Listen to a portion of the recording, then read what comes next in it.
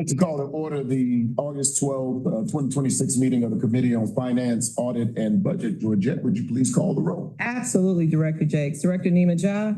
Here. Director Roberto Raquel? Present. Director Rosa Ortiz? Here. Chairman Barclay? Here. Director Bernard Jakes? Here. Director Michael Eady? Here. Director Lily Diego Johnson? Here. Director Jakes, you have a quorum and you have a full board. Our next order of business is the approval of the committee minutes of July 8th, 2026. May I have a motion to approve? Second. It's been moved by Director Raquel, seconded by Director Jah, that the minutes from July 8th, 2026 be approved as submitted. We'll take a roll call vote. Director Jah? Yes. Director Raquel? Same. Director Ortiz? Yes. Chairman Barclay? Yes. Director Jakes? Yes. Director Eady? Yes. Director Diego Johnson? Yes. The motion passes. May the record reflect that Director Roberto Raquel abstained. Our next order of business is the finance report. Tom McComb. Great. Good morning, directors. Good morning, Chairman. Good morning. In a moment here before reading.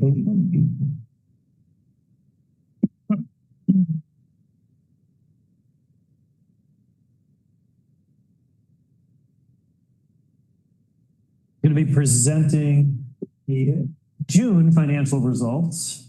Give it a moment to catch up. Okay. The June financial results, and notably, this will be the first month that we're reporting against the amended budget, which is relevant when we get to the expenses side of things. So we'll start with revenues. System generated revenues performed well in the month of June. So fair and pass totals were $1 million better than budget. So it was our best month of the year relative to budget for fair and pass revenue, 2.6 million better than where we were last year, driven by robust ridership, which was great to see. Non-fare box, we continue to see a little bit of softness there in our advertising revenue. Nothing to be terribly concerned about. We are expecting some of that non-fare box revenue to recover in the second half of the year. So we'll be keeping an eye on that as we head into that second half. But total revenue for the month, a little bit better than budget. So at 39.1 million in system generated revenue.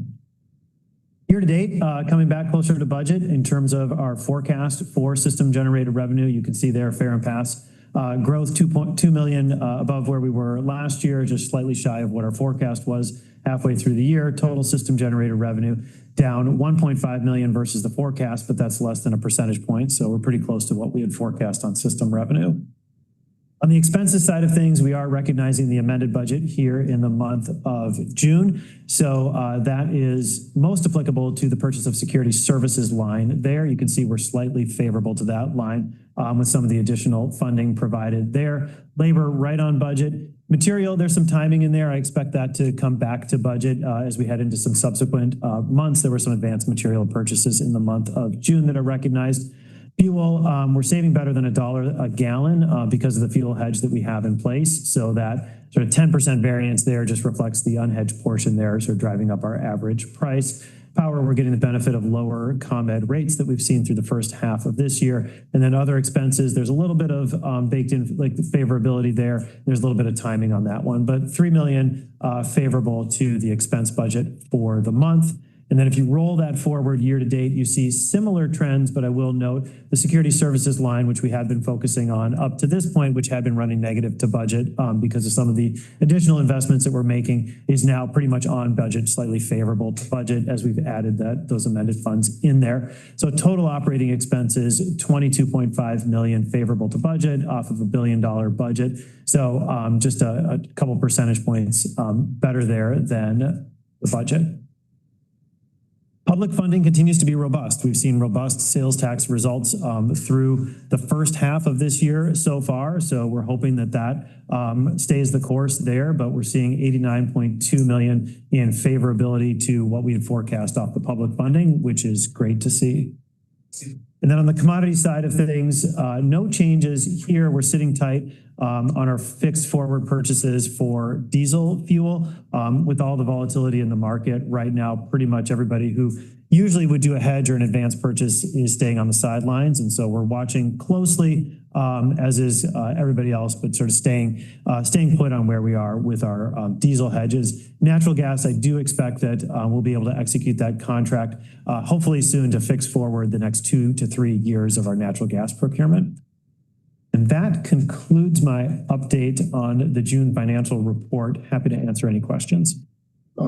Because we separated safety and security, the safety number baked into the security services. They are not. The security services is strictly the purchase of security services. So those are our third-party contracts. So primarily that's our contract with CPD and then our contract was for security guards. So where would safety? So everything else is going to be baked into the labor category or the other expenses and contractual services. And then the budget that we put out will have more detail at the department level for each of them. And as you're preparing the budget for next fiscal year, assume that's secure, that safety line will. Right. Yes. And we'll make sure that we'll have the distinction between the two categories. Yeah. Thank you. We'll take questions from other members of the board. Director Jha. No questions, thank you. Director Rakeo. Yeah, I would like a quick update on the free rides. We've been tracking those now for 6 months and curious as to how that's evolving, what that means, and what are some of the measures in place.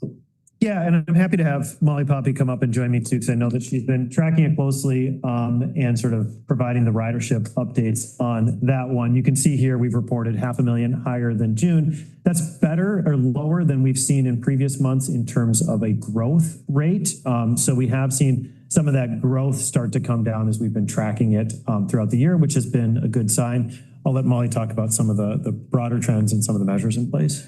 Yeah, so around unpaid or underpaid rides, we have started to see over the last couple of months a steady sort of softening or decline of where on how many unpaid rides we had. We've been seeing growth really for the last 9 months to a year of sort of month over month growing with these unpaid or unpaid rides. And so we can attribute that to a couple different measures that we've already put in place, as well as additional measures that we will see coming online.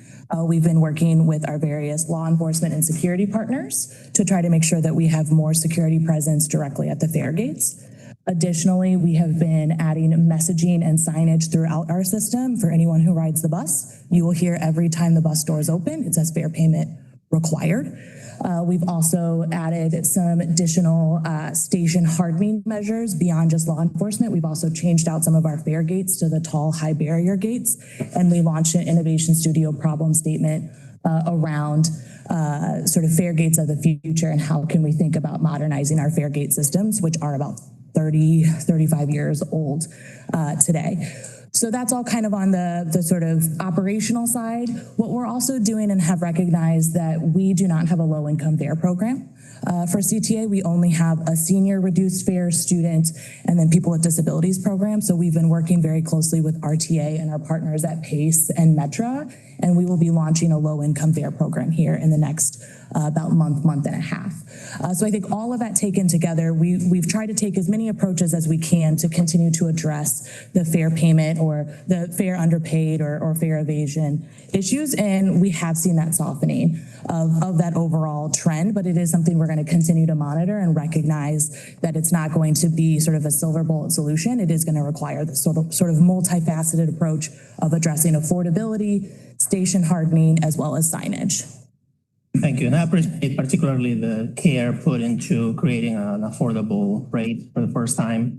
That's of course, I want also to clarify when we see free rides, that's something that I found very educational. This number that we see on free rides does not include only people who decline to pay, right? Right. It includes other free riders as well, which is folks that have people with disabilities, the paratransit rider class, as well as a senior low-income rider class. Thank you. Yeah. Director Ortiz. No questions, thank you. Chairman Barclay. No question. Director Eady. No question. Director Diego Johnson. No questions. Director Jakes, there are no further questions. The next agenda item is number 4, and it's the review of an ordinance authorizing an amendment to a contract with CRRC Seafong America JV for rail cars and to provide additional funding. Don Bonds and Jeff. Good morning. Good morning, Chairman. Good morning, Directors. Today, we present for your consideration an ordinance authorizing an amendment to a contract with CRRC Saifang America JV for CTA 7000 series rail cars. 2015, CTA entered into a contract with CRRC for a base order of 400 rail cars with 4 options for a total additional 446 rail cars. Recent economic uncertainties, previous delays in production resulting from the COVID-19 pandemic, and inflationary conditions jeopardized CRRC's ability to provide rail cars at the pricing agreed to in the 2015 contract. This prompted submission by CRRC of 14 separate claims for additional compensation for the base order in an amount of $221.2 million.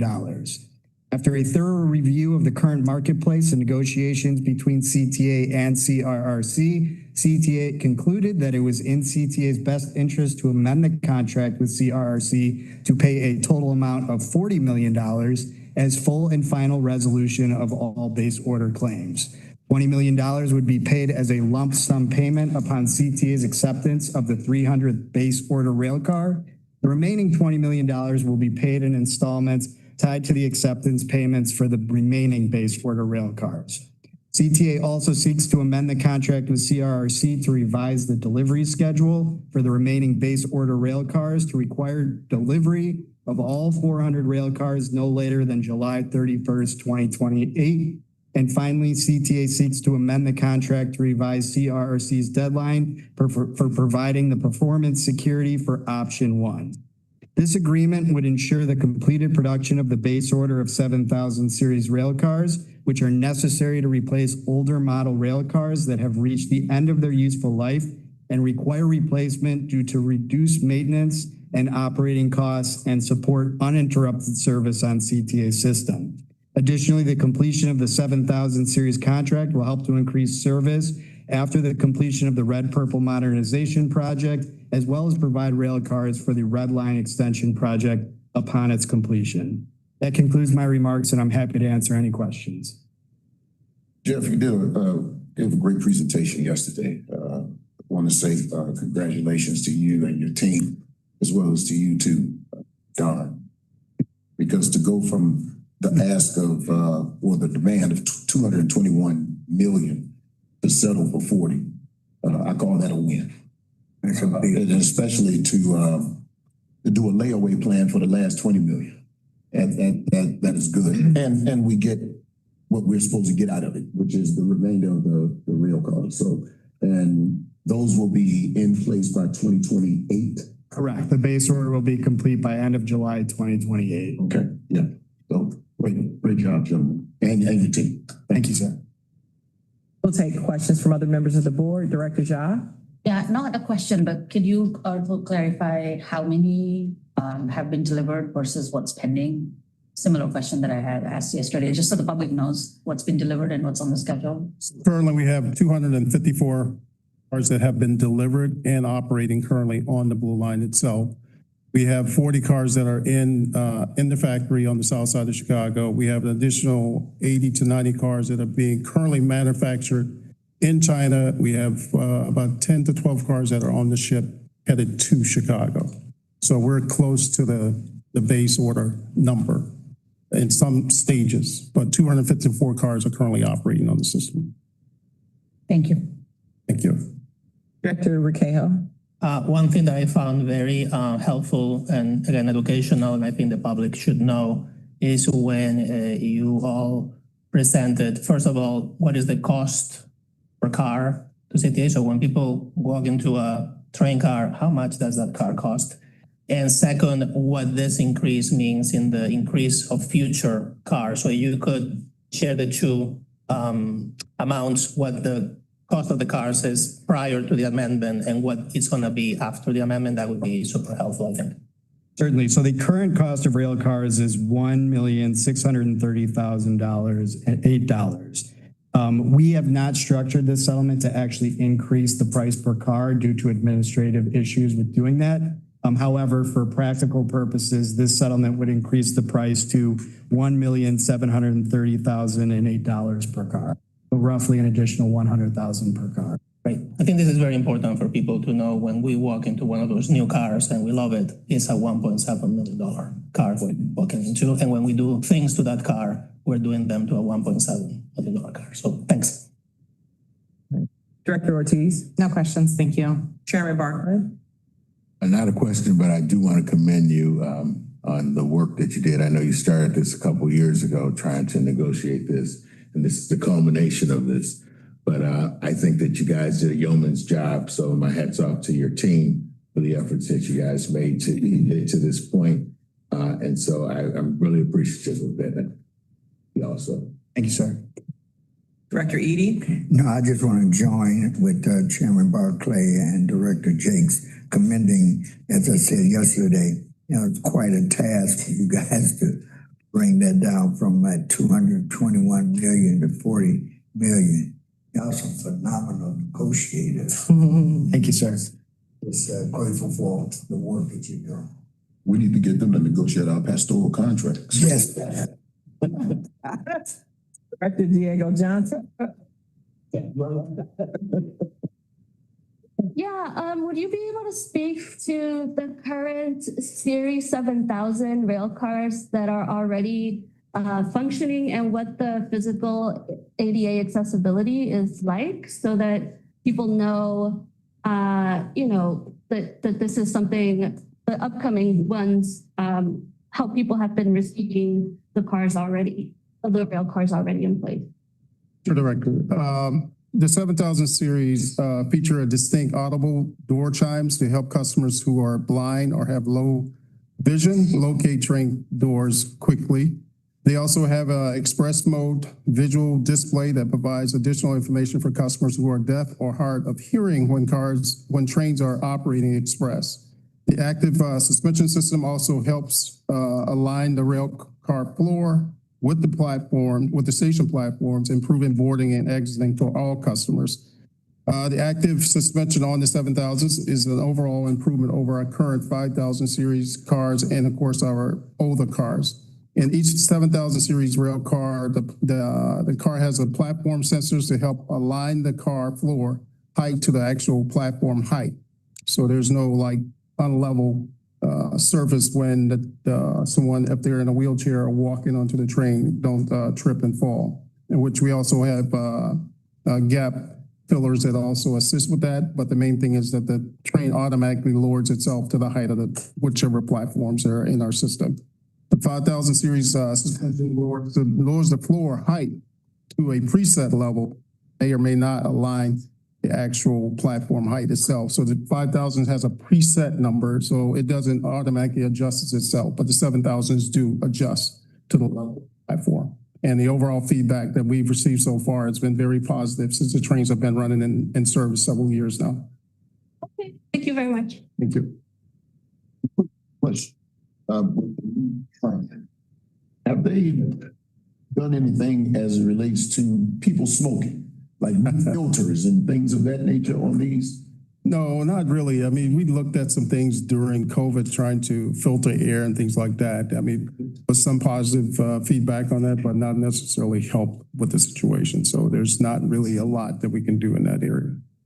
And then what happens with the old train? I know we talked about this years ago, but what's with the old trains? So we have a scrap contract, which was definitely approved by the board. So we have a vendor that comes in, he takes a look at the equipment, and he will buy the entire train, and then he will, take out parts that he or she is gonna scrap. So we get money for cars that have been retired from the system. We've also donated cars to various vendors that have made them into a restaurant space or some other things. There's a couple around the city right now. Great. Thank you. Thank you. There are no further questions. There are no further questions. May I now have leave to place this on the omnibus for board approval? Second. It's been moved by Director Rakeo, seconded by Director Ja, that this item be placed on the omnibus for approval. We will take a roll call vote. Director Ja? Yes. Director Rakeo? Yes. Director Ortiz? Chairman Barclay? Yes. Director Jakes? Yes. Director Eady? Yes. Director Diego Johnson? Yes. Director Jakes, the motion passes. As we move to agenda item 5, it is the review of an ordinance authorizing a First Amendment to both the the intergovernmental agreement and option to extend with the city of Chicago by and through its authorized nominee for outreach and non-congregant shelter to individuals in need. Tom McCone and Molly Poppy. And Tom, when you all do that, can you put in a cup that people can drink from? Yes, so I am going to be introducing agenda items 5 and 6. So we will be efficiently covering both of them since they're related IGAs. So I am presenting 2 intergovernmental agreement actions for your consideration today. The first is our existing IGA with the City of Chicago's Department of Family and Support Services, DFSS, outreach to individuals experiencing homelessness on the red and blue lines. Through this outreach, which began in 2023, it is clear that many individuals seeking shelter on the CTA system would prefer to shelter at a non-CTA location. However, enough shelter, housing, and associated support is not consistently available. Recognizing this, the 2026 CTA budget includes additional funding for shelter spaces specifically dedicated for those sheltering on CTA trains and platforms. Amending the current IGA with DFSS to include this additional scope and funding in the amount of $412,500 will let us deliver on this program. DFSS is actively procuring these additional shelter spaces, and this will allow them to move forward with awarding this contract so that the dedicated shelter spaces can be available this year prior to the winter. The second IGA for your consideration is the renewal of the agreement with DFSS for 2027 and an option for 2028 in the amount of $4.2 million annually. This IGA includes enhanced outreach on the red and the blue lines and the continuation of the shelter program that I just described. The enhanced outreach includes an additional team on the blue line to fill in a gap in outreach services between 3 p.m. and 11 p.m., creating a 24-hour program on the blue line. It also includes the addition of a nurse to the outreach on the red line to directly support the outreach the needs the outreach team is encountering and enhance the quality of their interactions. This IGA will also continue support for the dedicated shelter spaces coming online this year. We know that individuals experiencing homelessness and sheltering on the CTA is a critical issue for all of our riders. We will continue with our active contract management approach with DFSS and the delegate agencies, focusing on moving people into shelter and long-term housing. The outreach teams have numerous success stories where, through repeated engagements, they've been able to help people get support and into more stable and supportive environment. I'd like to thank the project team. They've been with us since 2023 at DFSS, along with the 2 delegate agencies, Thresholds and Haymarket, and then our senior project manager, Laura DeCastro, who's been working on this since its inception. So with that, I'm happy to answer any questions. It's a joy to hear that our unhoused population not being forgotten about. So thank you. Director Diego Johnson. Yeah, I have just more of a comment. I would like for CTA to have more of an awareness of the way that physical accessibility is functioning within like non-congregant shelter beds, or even just anything that we're partnering when it comes to providing any shelter. I think there's an ordinance later also with a specific organization, just that we know how accessible shelter beds are, because that's often an issue. Often it is about retrofitting for people, and it would be good if we actually just addressed it from the very beginning. That's it. Great, thank you. Director Eady? Yeah, I saw about the fact that there's a nurse. Just help me to understand how this individual, or is there a group of them, how are they going to be engaged? Yeah, so currently you have the outreach team, right, which they'll do case management, sort of simple work with the individuals, but they'll often encounter people who may need medication, they may need wound care, things like that, that the team is just not sort of qualified and trained for.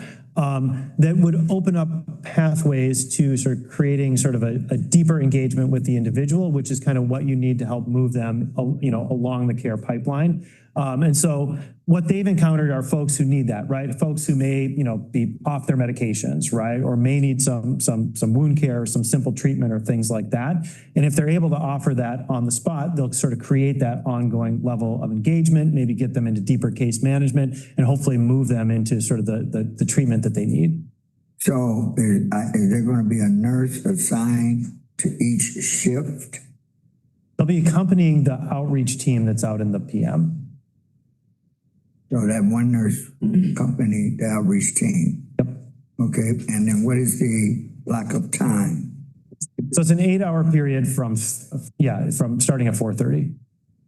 4:30 Yeah. to what? Oh, so till about 12, so just after midnight. I guess when you think about needs that arise, they don't just usually arise between 4:30 and midnight. So I just had a question about that. Yeah, and obviously, as this has grown, we've expanded services and we're continuing to look to do that. There's often more services available during the day. So if the outreach team is out there during the day, they can help shuttle them to services. It's sort of at night where it's a little bit harder to get those direct services. Okay, thank you. Chairman Barclay. Thank you, Tom. I am so pleased to see that the CTA has evolved. When I came on this board 5 years ago, I was told we were only in the business of transporting people. Now we are looking at transporting people in a broader sense. Very pleased that we are moving in that direction. I think the board has sort of set that tone that we want to see some efforts in these areas to broaden our definition of transporting our passengers. And so I'm very pleased. But going back to Director Edie's point, we want to monitor this to see how this actually pans out, because if we need to adjust the hours, if we need to adjust the personnel, just want to make sure that there's enough wiggle room so that we keep the need. Definitely. And that's part of the active contract management where we're looking at the services provided. Definitely. Thank you. Director Ortiz. Thank you. I second everyone's comments. Really excited to see this being expanded, really adapting to the needs that we're seeing out as well. So congratulations to everyone on the team making this happen.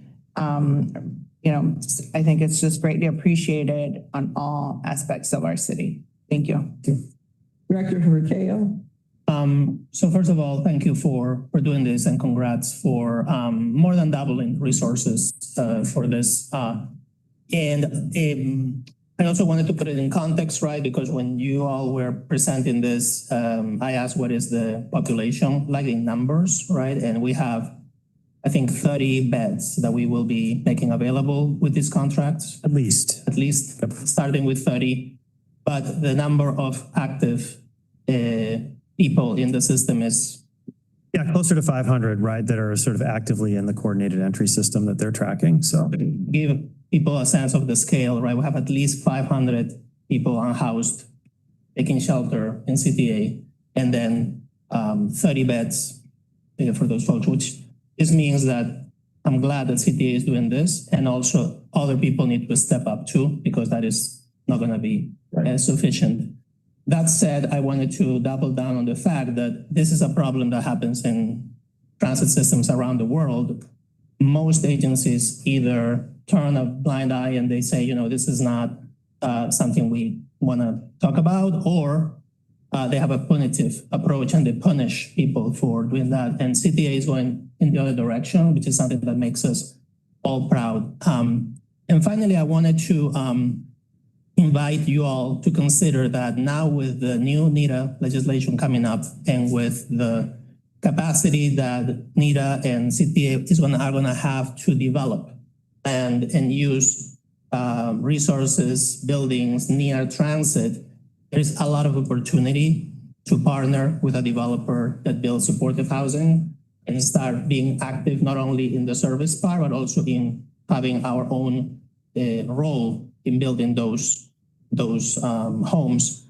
for people that is unhoused. So I wanted to congratulate you for this, but also keep in mind the scale of this. And also think about how could we use an equitable transit-oriented development agenda to actually be co-developers of that type of housing. Yeah, great. Thank you. Director Ja? Echo all the comments. I'm not gonna say the same things again. I appreciate the update. Thank you. Director Jakes, there are no further questions or comments. May I now have leave to place this on this item on the omnibus for board approval? Second. It's been moved by Director Rakeo, seconded by Director Ja. We'll take a roll call vote. Director Ja? Yes. Director Rakeo? Yes. Director Ortiz? Yes. Chairman Barclay? Yes. Director Jakes? Yes. Director Eady? Yes. Director Diego Johnson? Yes. Director Jakes, the motion passes. We now move to agenda item number 6. Agenda item 6 is the review of an ordinance authorizing an intergovernmental agreement with the city of Chicago by and through its authorized nominee for outreach and non-congregate shelter to individuals in need. Now, this is Molly, right? No, these are the two that I introduced. Oh, those are I introduced them together. Okay, so item 6, 5 and 6 are one and the same. Is that right? Well, they were Both the same. I just spoke about them. Okay, so I need to move that. Okay. Yes, we need to put this. So then I need to leave place to move this item. Yes. Was for board approval. So To be clear, we're now placing ordinance 6. Ordinance 6, Which good. is the review of an ordinance authorizing an intergovernmental agreement with the city of Chicago by and through its authorized nominee for outreach and non-congregate shelter to individuals in need on the omnibus at this time. We just placed item 5 on the omnibus. It's been moved by Director Rakeo, seconded by Director Ja. We'll take a roll call vote. Director Ja? Yes. Director Rakeo? yes. Director Ortiz? Yes. Chairman Barclay? Yes. Director Jakes? Yes. Director Eady? Yes. Director Diego Johnson? Yes. Motion passes. Director Jakes. Agenda item 7 is the review of an ordinance authorizing a pilot program agreement with F212-CITEF or Rail Simulator Pilot under CTA's Innovation Studio Program. Molly Poppy.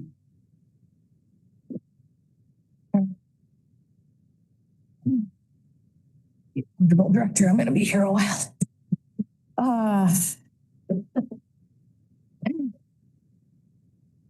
Okay. So good morning, Chairman, Directors, Molly Poppy, Chief Planning and Innovation Officer for the CTA.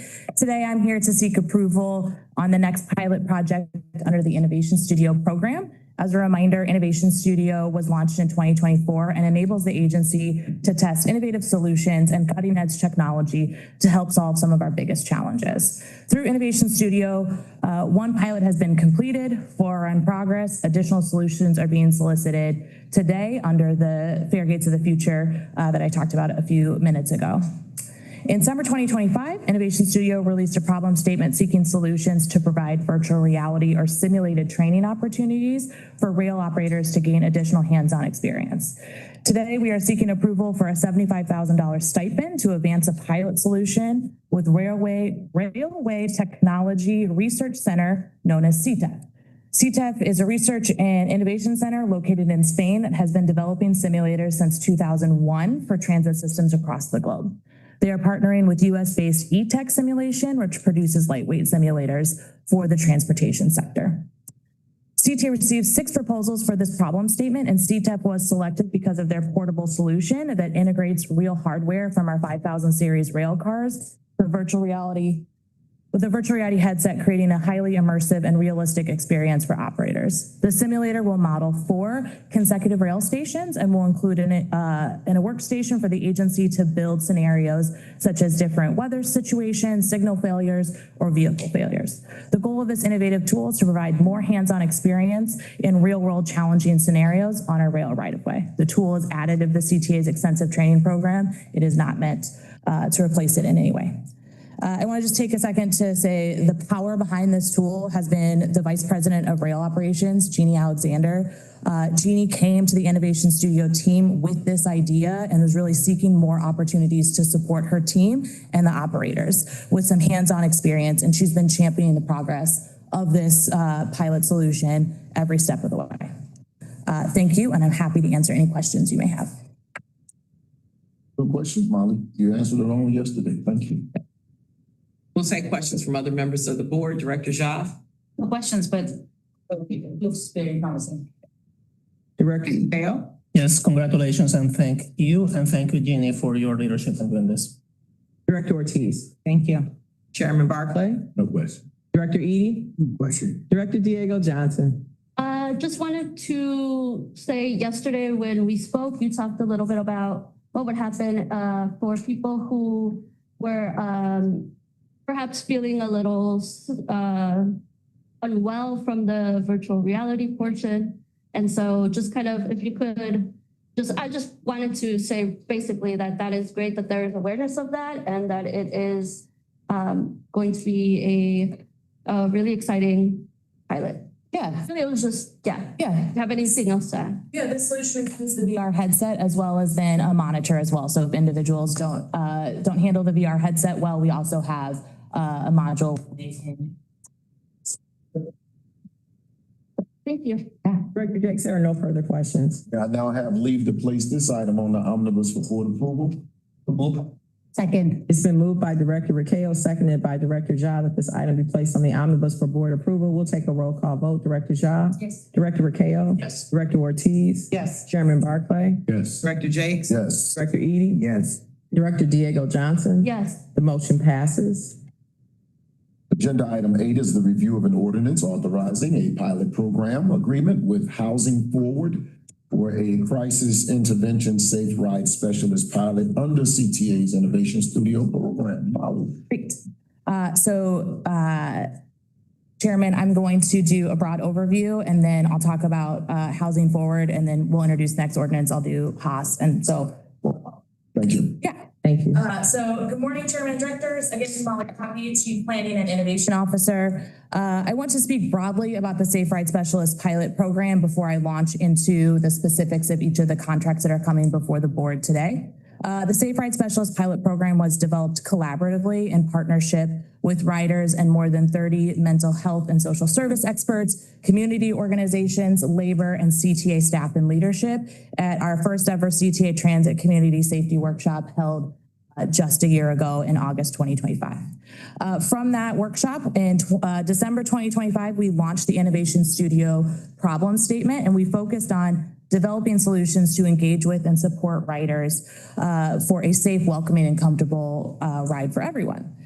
There's 2 different problem statements that we introduced with the core roles of crisis intervention specialists and community violence intervention specialists. On crisis intervention specialists, that particular problem statement is focused on identifying solutions to support riders experiencing housing instability, mental health crises, and substance abuse disorders by positively and proactively engaging with these riders and subsequently connecting them to treatment, housing, and other social services. The other problem statement is community violence intervention specialists, and that is focused on proactively and positively engaging youth and young adults to build positive relationships, de-escalate potential conflicts, redirect energy into constructive behaviors without the engagement of law enforcement.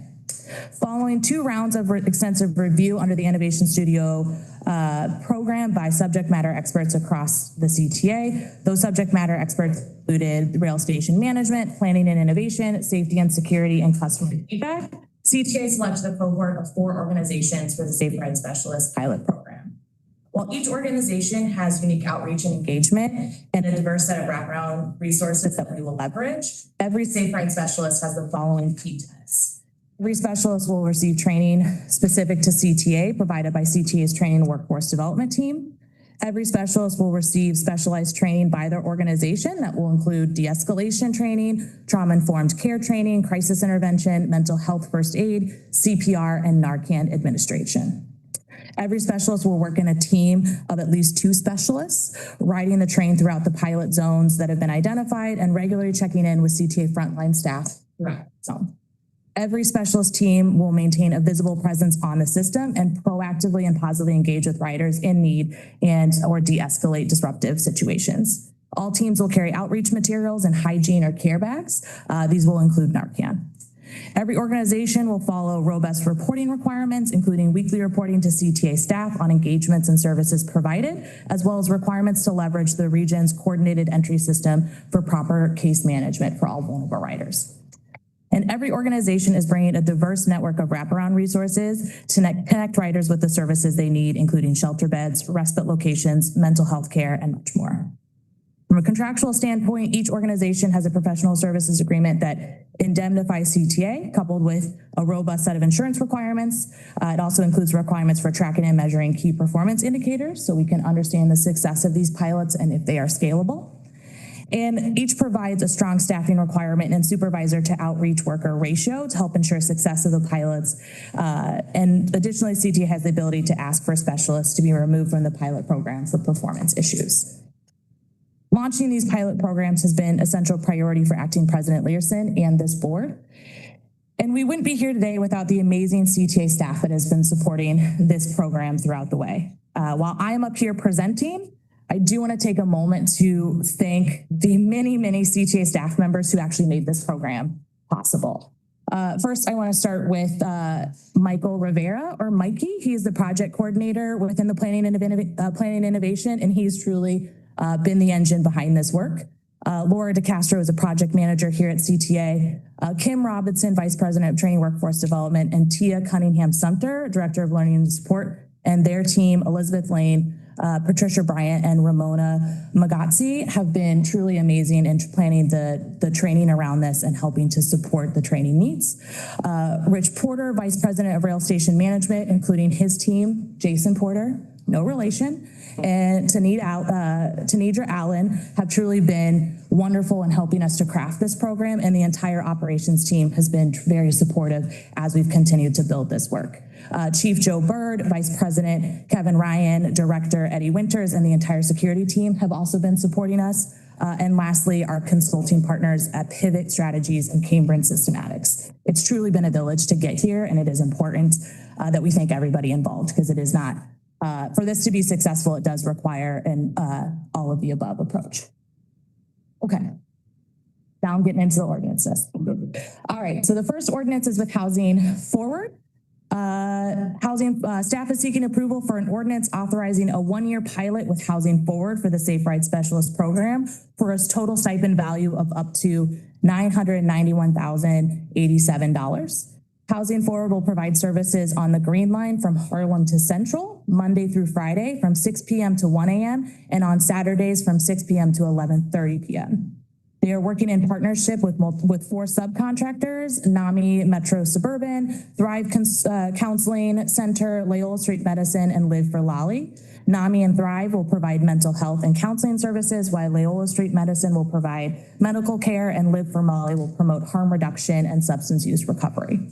In addition to the crisis intervention services, Housing Forward will assist unhoused individuals in need and in interest of immediate shelter. They are allocating 6 dedicated emergency shelter beds to this pilot. Shelter clients will be supported at the Anderson Emergency Shelter with case management and services, as well as have access to showers and a warm meal. Housing Forward is providing these 6 shelter beds for the entire duration of the pilot, so 365 days. With the approval of this ordinance, staff will proceed to execute this pilot agreement and plan for mobilizing Safe Ride specialists. I do want to call out that Tara Dabney from Housing Forward is here today, and Housing Forward's been a wonderful partner throughout this process. Thank you, and I'm happy to take any questions on the Housing Forward ordinance. Probably the person is. Yeah, Tara Dabney, she's the Chief Development Officer.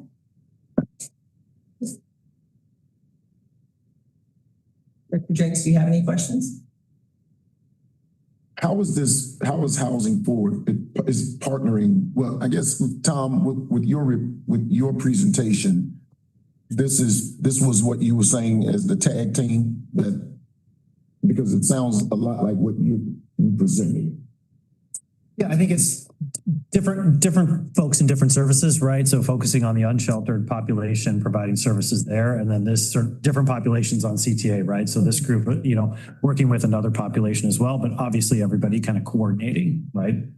Housing Forward is located on the Green Line. They are doing Harlem to Central, so they will be working on the Green Line, where the outreach workers that Tom talked about are focused on the red and blue line.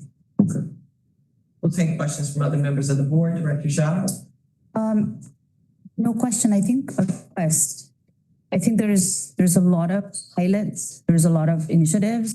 I think it's hard to know what goes where and how they're all related to each other. It's obviously you're collaborating with a ton of interdepartmental collaboration, which is great to hear. I think for the next board meeting, it'll be helpful to get a full view pictures of all that CTA is doing in this area in a maybe like a one pager that can like tie up.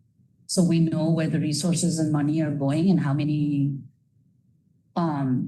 agencies or organizations are part of this ecosystem. So there is a single view of the effort. And then if there's a way to kind of tie that to the outcome, collective outcome, so to say, in terms of like what areas you're tapping into, and then potentially if there's any gap that we might be able to identify. I think like don't want to lose the forest for the trees. And I think it's important to have that holistic view. So if you guys can put that together, absolutely, that would be super duper helpful. Also avoid any like double investment areas, duplicative efforts that we can identify through that would be my request. But again, I mean, it's too late to do these things. So happy to see all of this show up, especially in today's meeting. So appreciate that. Director Rakeo. Yeah, similar to your comment. I commend you and the team for not only what you're doing, but how you did it and all the meetings and all the collaboration that took place over years to arrive here. And I want to acknowledge too that transit authorities are not designed for this kind of thinking, and it's really hard, and every step of the way is a problem, and you guys went through it every step of the way. So that goes first. But second, I think two things. One, while I think it's great to have this umbrella of services and multiple partners and diversity in those partners, it's also going to be very key to coordinate that internally and also to have a very clear message and understanding externally, right? So one of the questions I posed during the briefings is, how are we staffing ourselves internally at CTA to have a director or a manager or a team that is in charge and owns this baby and is their baby and they fight for it? And two, externally, how are we communicating to riders, particularly about all of this? Who's who, who's doing what, where they're doing this, what's the map of services? So when somebody walks into a train or a bus and sees someone with certain uniform, they know exactly, or they know this is what they're doing. So interested both in the internal side of this and externally also, how are we communicating and even how are we presenting this once it's all ready to the world, to the Chicago community, to get some also accountability, external accountability from our partners? Yeah, I'll take the marketing piece and branding. So we are going to brand all of the Safe Ride specialists very specifically so they are visible on the system. And we are working through a broader marketing and branding campaign where it is very clear who these individuals are, what is our goal of the work. And so I plan to come back next month with a broader sort of that full branding and marketing picture because we will then shortly thereafter the September board meeting be having these individuals on the system. So we'll come back with that sort of broader marketing and engagement strategy and show the sort of full picture of how we're going to think about leveraging all the different assets that we have to promote this. Yeah, and just piggybacking off of the branding component, we were intentional about having a unified look to it to this point about a lot of activity on the system from different agencies, creating a lot of opportunity, and it's an exciting thing to have that, and it's certainly meeting the diversity of needs on our system. But we were very intentional about the color of the vest they're going to wear, the name of the program being one name for that reason, so that people understand these are all entities under the umbrella of CTA stepping up in this way for our riders, for our employees. And definitely hear everyone's comments around kind of recognizing the complexity here and the newness of this to our agency.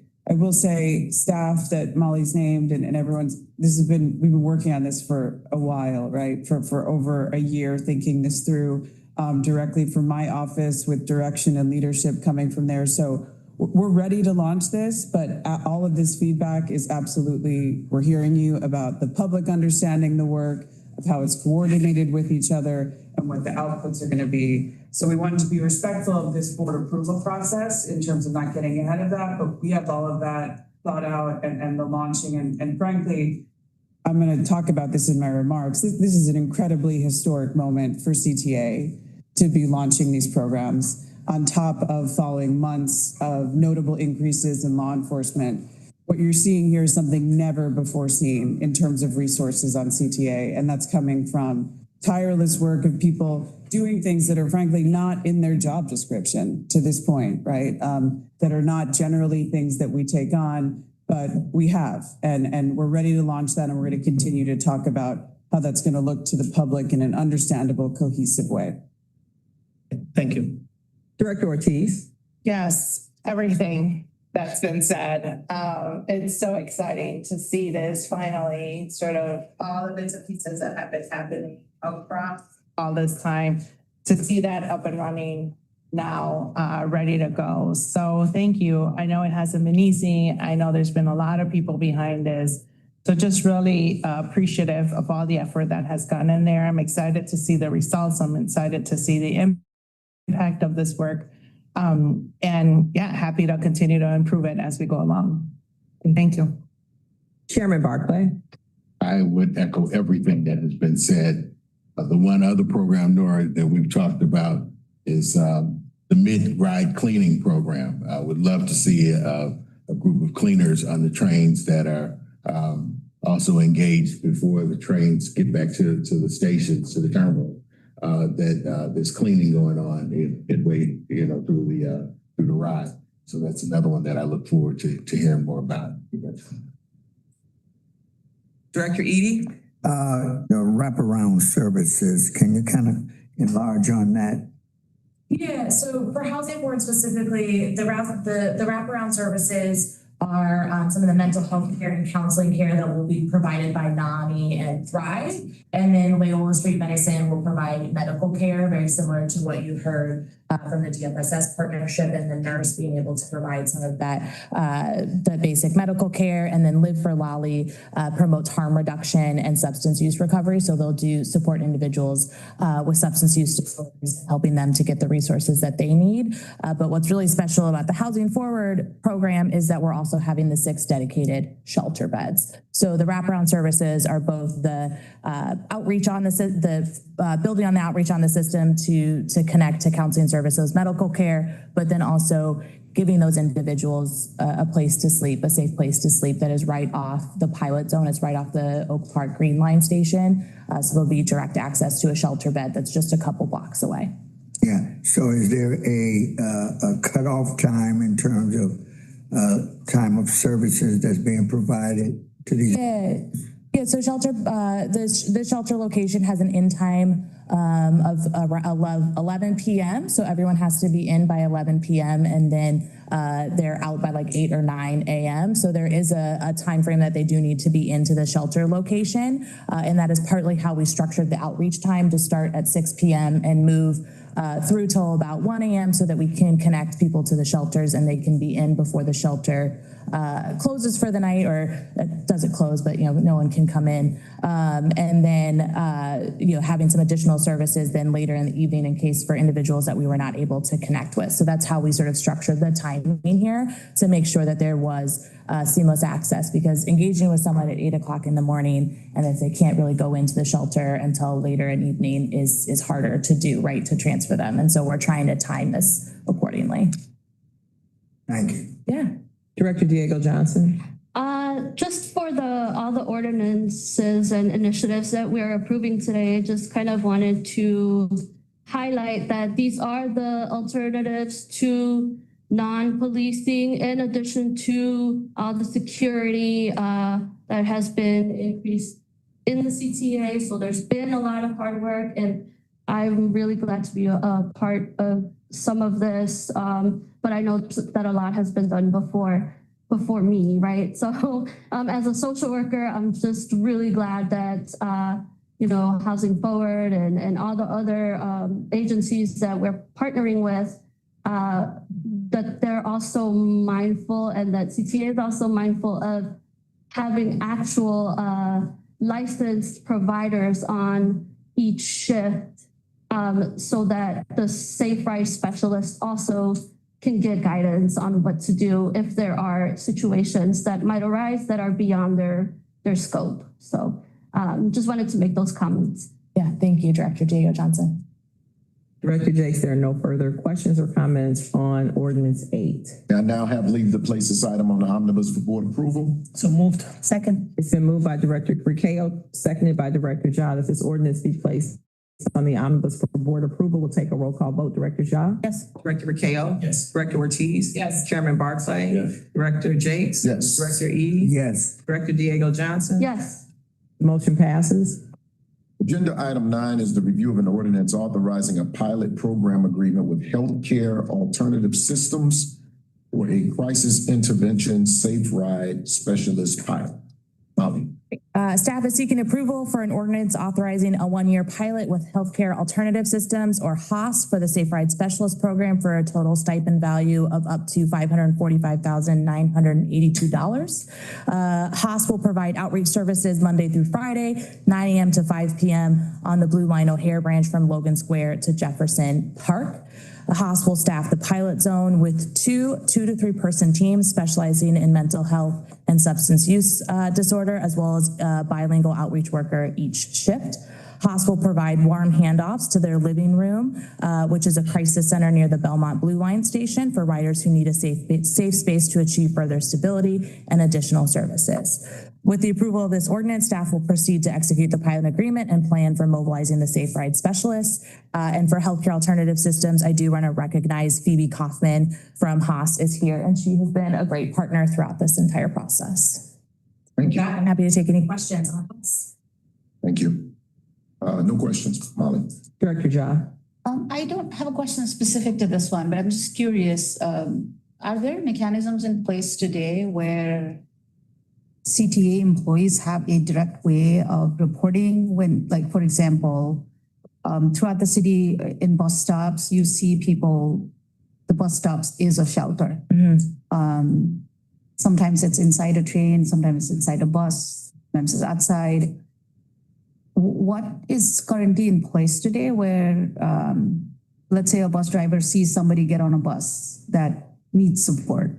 Is there a way for the personnel to, like, instead of a pull, it's a push notification sort of thing? Like, can you talk a little bit about what exists today? Yeah, so a lot of this would involve either engaging with Control Center. There's also processes to engage through 311 specifically for individuals who are sheltering in a bus shelter. One of the things specific for the Safe Ride Specialist program that we are working on is to ensure that there is more proactive engagement and that Safe Ride Specialists are talking to operators, understanding what are the challenges they're seeing, and there's a direct resource there that then can go address it. So it doesn't sort of flow through up to Control Center and then back down to whoever the outreach specialist is. It's trying to say there's a Safe Ride Specialist located in your zone. They're going to directly connect with operators and frontline staff and then go do that outreach directly. But I do recognize that as we continue to move forward, we do need to think through a sort of solution that is centralized, that allows for that direct reporting that then can be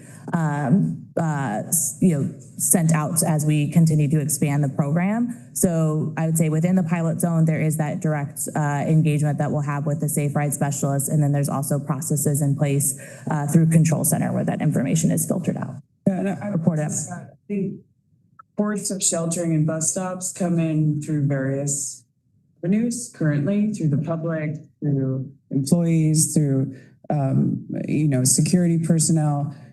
The complexity of that issue is not as much seen on as not being reported, but it being resolved, right? Through working with the Chicago Department of Transportation, who are responsible for our bus stops. And that's who we then report it to and work with various outreach or other law enforcement to address it. So I'd say that the reports come through, the complexities, a lot of the resources to address it, which is a lot of what the spirit behind adding resources on CTA for outreach and support to address those issues. Okay, I guess my question more was, does mechanisms exist currently where voluntarily, if a bus driver sees something and reports, that might be voluntary reporting this versus we training in terms of like being specific as part of your role is when you're seeing within your area, when you see something that part of your job description is that you were reporting those. And I guess I'm just asking, like, if existing mechanisms are there, where we do that actively and track how many of them, it might be the same stop gets 3 days in a row, the same report. And, you know, if there is no resolution, then you're not going to report that. So I'm just curious what exists today outside of this pilot that we can do that seems like a low hanging fruit, which I say low hanging fruit, but maybe it's not, right? But is there targeted intentional training and guidance provided to the staff in terms of what is expected when you see something, say something? Yeah, currently it exists through the control center reports as well as reports to manager, but this comes up and we hear from our union and our employees about this could be an area to improve to make sure we're better aware of the reports that are coming through and that employees feel like they're responded to in a way that is meaningful and inspires further reporting. So it's absolutely something we'll continue to stay focused on. And then the last thing I would say is, again, going back to a lot of efforts, right? I think it's important to then, what is the measure of success?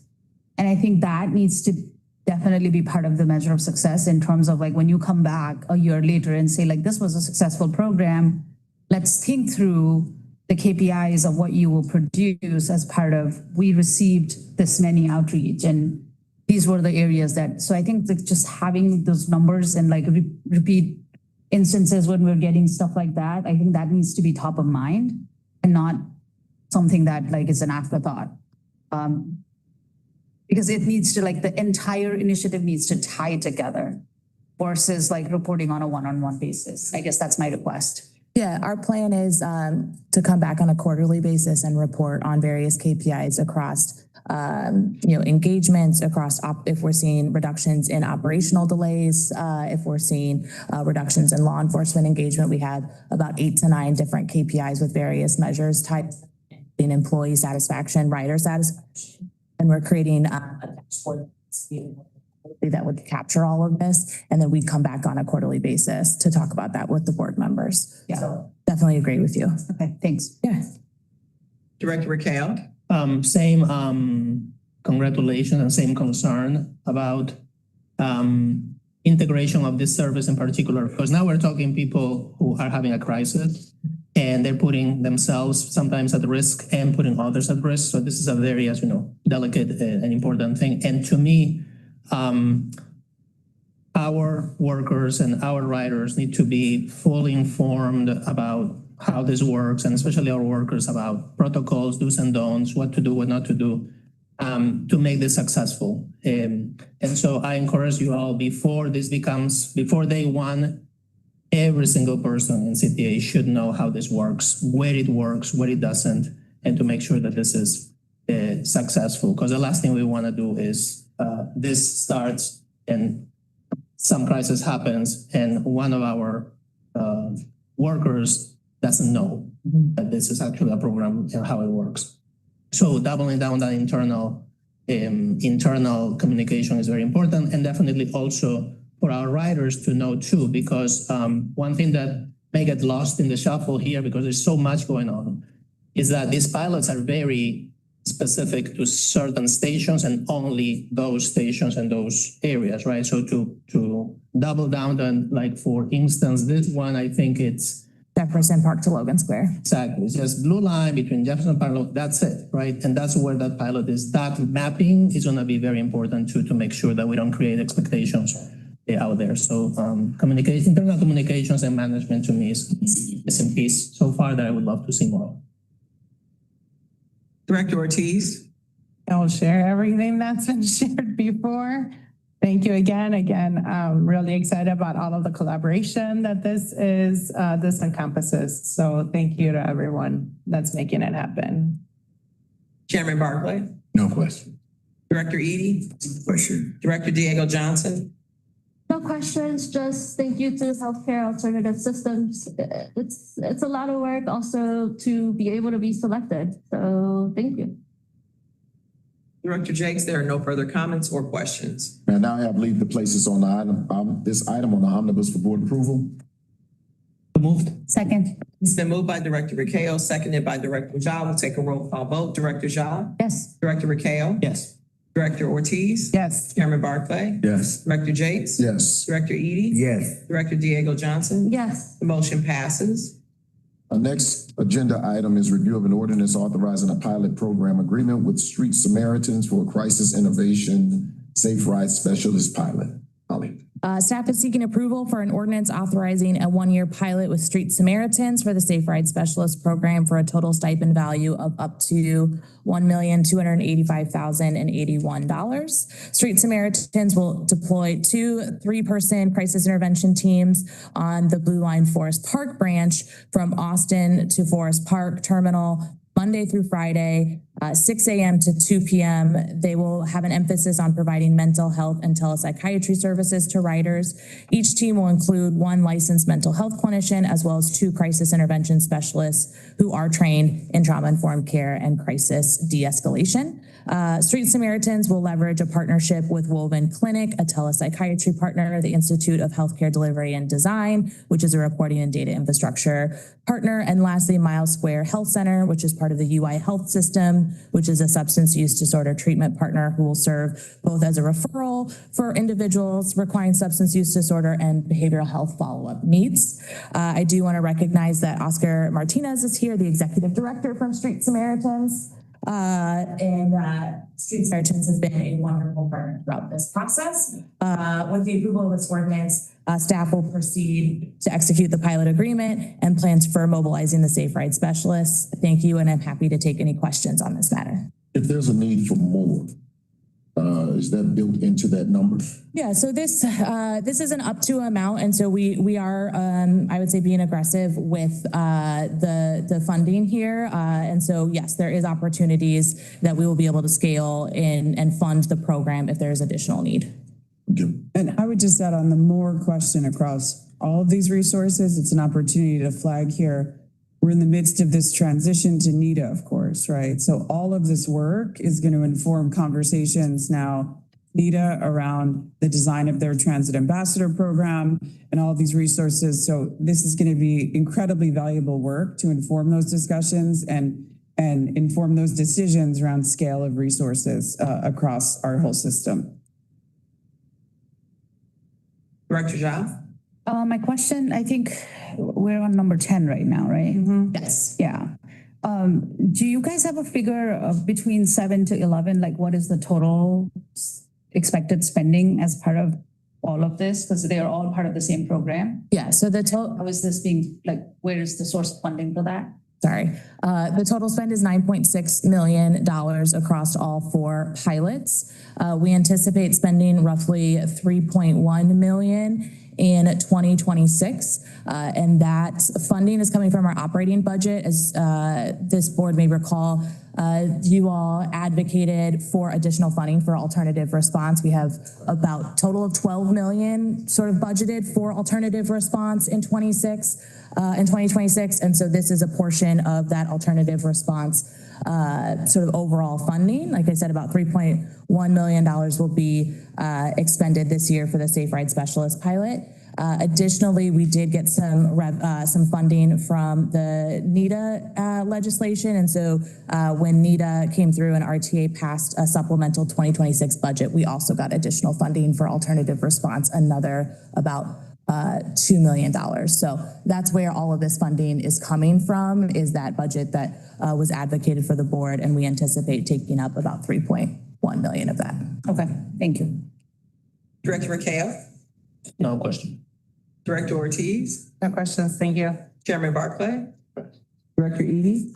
Yeah, what struck me, and you explained it to me yesterday, but I think it might be good for the general public to hear. What does the telepsychiatry service represent, and how does that get played out in this kind of public setting? Yeah, so Street Samaritans is leveraging a model that is very similar to the street psychiatry work that the Chicago Department of Public Health is using, which is a really robust set of care that can happen around mental health support and mental health crises.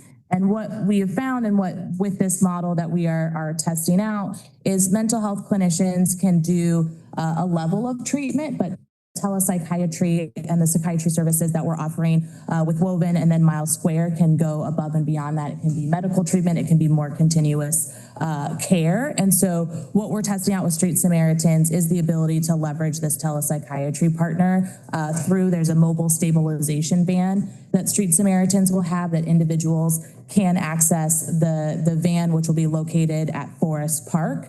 We're also looking for other brick and mortar locations near Forest Park for the telepsychiatry services to be accessed. And what we anticipate is the first engagement with someone, they're not going to take the telepsychiatry service. It will take multiple engagements for us to get there. But what we know is by having this very robust partner, we anticipate we'll be able to have more continuous care with them and potentially providing that services. It can also help to have individuals participate more in their care because they are getting more of the mental health support that they may need, including medication. So how long are we prepared to kind of, in so many words, walk with these individuals?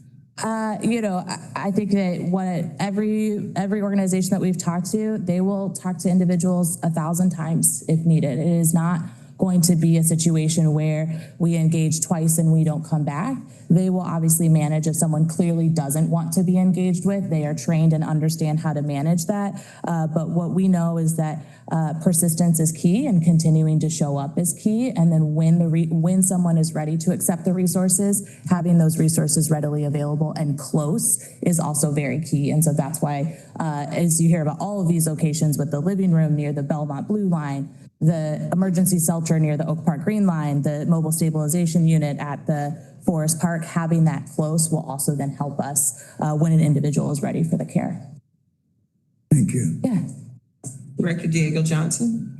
No question, just thank you, Street Samaritans. Director Jakes, there are no further questions, comments. May I now have leave to place this item on the omnibus for board approval? It's been moved by Director Ricao, seconded by Director Ja, that this item be placed on the omnibus for board approval. We'll take a roll call vote. Director Ja? Director Ricao? Yes. Director Ortiz? Yes. Chairman Barclay? Yes. Director Jakes? Yes. Director Eady? Yes. Director Diego Johnson? Yes. The motion passes. Director Jakes, you may now proceed to agenda item number 11. 11 is the review of an ordinance authorizing a pilot program agreement with Metropolitan Family Services for a community violence intervention safe ride specialist, Molly Poppy and Officer Joe Burke. Yeah, I am going to turn it over to Joe. Good afternoon. We're looking for, the staff is seeking approval for an ordinance authorizing a one-year pilot with Metropolitan Police Initiatives, which is a division of Metropolitan Family Services for the Safe Rides Specialist Program for a total stipend value up to $6,679,087. Metropolitan Police Initiatives will deploy approximately 20 community violence intervention specialists on the Red Line downtown between Roosevelt and Lake Station. They'll operate 7 days a week. They'll operate on 2 shifts. The first shift will be from noon to 8 p.m. The second shift will be from 7 p.m. to 3:30 a.m. The outreach workers will engage proactively with the youth and the young adults and engage in disruptive behaviors and serve as a positive presence, building a rapport and trust on the system, as well as providing connections to services with community resources. And then I do want to recognize we have Vaughn Bryant here from Metropolitan Peace Initiatives. He is the executive director, and we have Joe's team and the entire team at CTA have been working hand in glove with MPI to develop this program and especially develop the training initiatives around this, because this is going to be critical that we are working together to understand how we are engaging and especially how we will also engage with law enforcement around this issue. So with approval of this ordinance, staff will proceed to execute this pilot agreement and mobilizing these safe ride specialists. And with that, Joe and I are happy to take any questions. I have no questions, Molly. So, thank you. Director Ja? Good, thank you. Director Ricao? Yes, so this is the largest of the budgets for this, and this is what I look at as a possible signature program for CTA, and I'm so proud that we're doing this alternative program at $6.7 million. I'm also curious as to a few of the potential situations that could happen. So one question I had is, this is going to be, again, limited to a number of stations. And are the workers going to be in the station platform area only, or would they go into the train car if necessary? The plan is both. They'd be working in the station and riding the trains in the service area of the pilot program. Okay. And I'm asking this question because I've seen the many potential situations that could happen, and it's different when this happens out there in the open versus in a confined space, and there will be people in the car. Our riders will be present too. And so I'm curious also about what the training is going to be, and how do we make sure that when people see these workers, and I have worked with Metropolitan Family Services for many decades, I have no concerns on the quality of the agency, but I do have concerns, this being a new program, right? And all the potential ramifications and unexpected things that could happen in a small car or in a station when you have so many people trying to find peace, right? So I'm curious as to what the training is going to look like, and particularly the internal coordination with our workers, with our staff on this issue. Do you want to take that or you want me to? You can. Okay. So one thing that we have started over the last couple of weeks is we have started to work on a whole set of training protocols and training initiatives with MPI that looks at different scenarios that they may encounter and discusses how we will or how they will engage with those particular scenarios. And some of them are, quality of life concerns like smoking on the system or something like that. And what is that sort of proactive engagement that really doesn't necessarily require an escalation, right? We're not seeking to involve law enforcement if the intervention specialist can address it there. But then we've also worked all the way up to how do we handle, larger disruptions and those potentially criminal activities. So we're working through that entire sort of protocol, if you will, and how we're going to engage, how MPI is going to engage, what's the reporting requirement up to Joe's team and others in case there is a security concern. But then additionally, what we're also working with training workforce development is then how do we start to train our employees to understand what the safe ride specialists are doing, especially these safe ride specialists that are doing the community violence intervention in the loop. So we are working through that training protocol and wanting to really co-create it with MPI. We have experience in transit. They have experience in CVI. And so we're trying to make sure that we do create really a co-created training module, if you will. And so that will be something that we're still working to finalize. And then additionally, I'm going to speak for Joe for a second, is that we are having conversations with our law enforcement partners as well, because it is not just enough to train our personnel. We have to ensure that the law enforcement and security partners at these stations understand what the safe ride specialists are doing and not to have them engage where they're not needed. And so it really is going to be an ongoing coordination that I know Joe has started with law enforcement, that we've begun developing those training protocols and those training modules to ensure that there's very clear expectations for every single role and responsibility in the transit system. Okay, and the reason I'm bringing this up also, just to be super clear, is we had experiences with the security guards that were completely unacceptable in what they were doing, especially what they were not doing. Mm-hmm. And so to me, this is in part a response to making sure this never happens again. So I'm hoping that when we do the trainings, we talk about all the things that should not happen again, and all the, attitudes and perceptions that the rider should never see in somebody that is supposed to be there to protect and watch. Mm-hmm. Is not doing that. So I wanted to be clear about this. And then the other thing I wanted to make sure here is that I really appreciate the alternative ways of dealing with this. Is not police or security guards. I think police has a place and the sheriff has a place. This is important, and this should be an important place. And also, I would love to continue exploring with NITA now, having our own police, transit police at CTA in coordination with all this. All of this is not instead of, it has to be along with and in coordination with. But congratulations on the pilot. Director Ortiz? I'm impressed with the collection of ordinance that we have today. So thank you, and excited to see this happen. Chairman Barclay? No questions. Director Eady? Yeah, when I read this, it said to engaging in disruptive behaviors.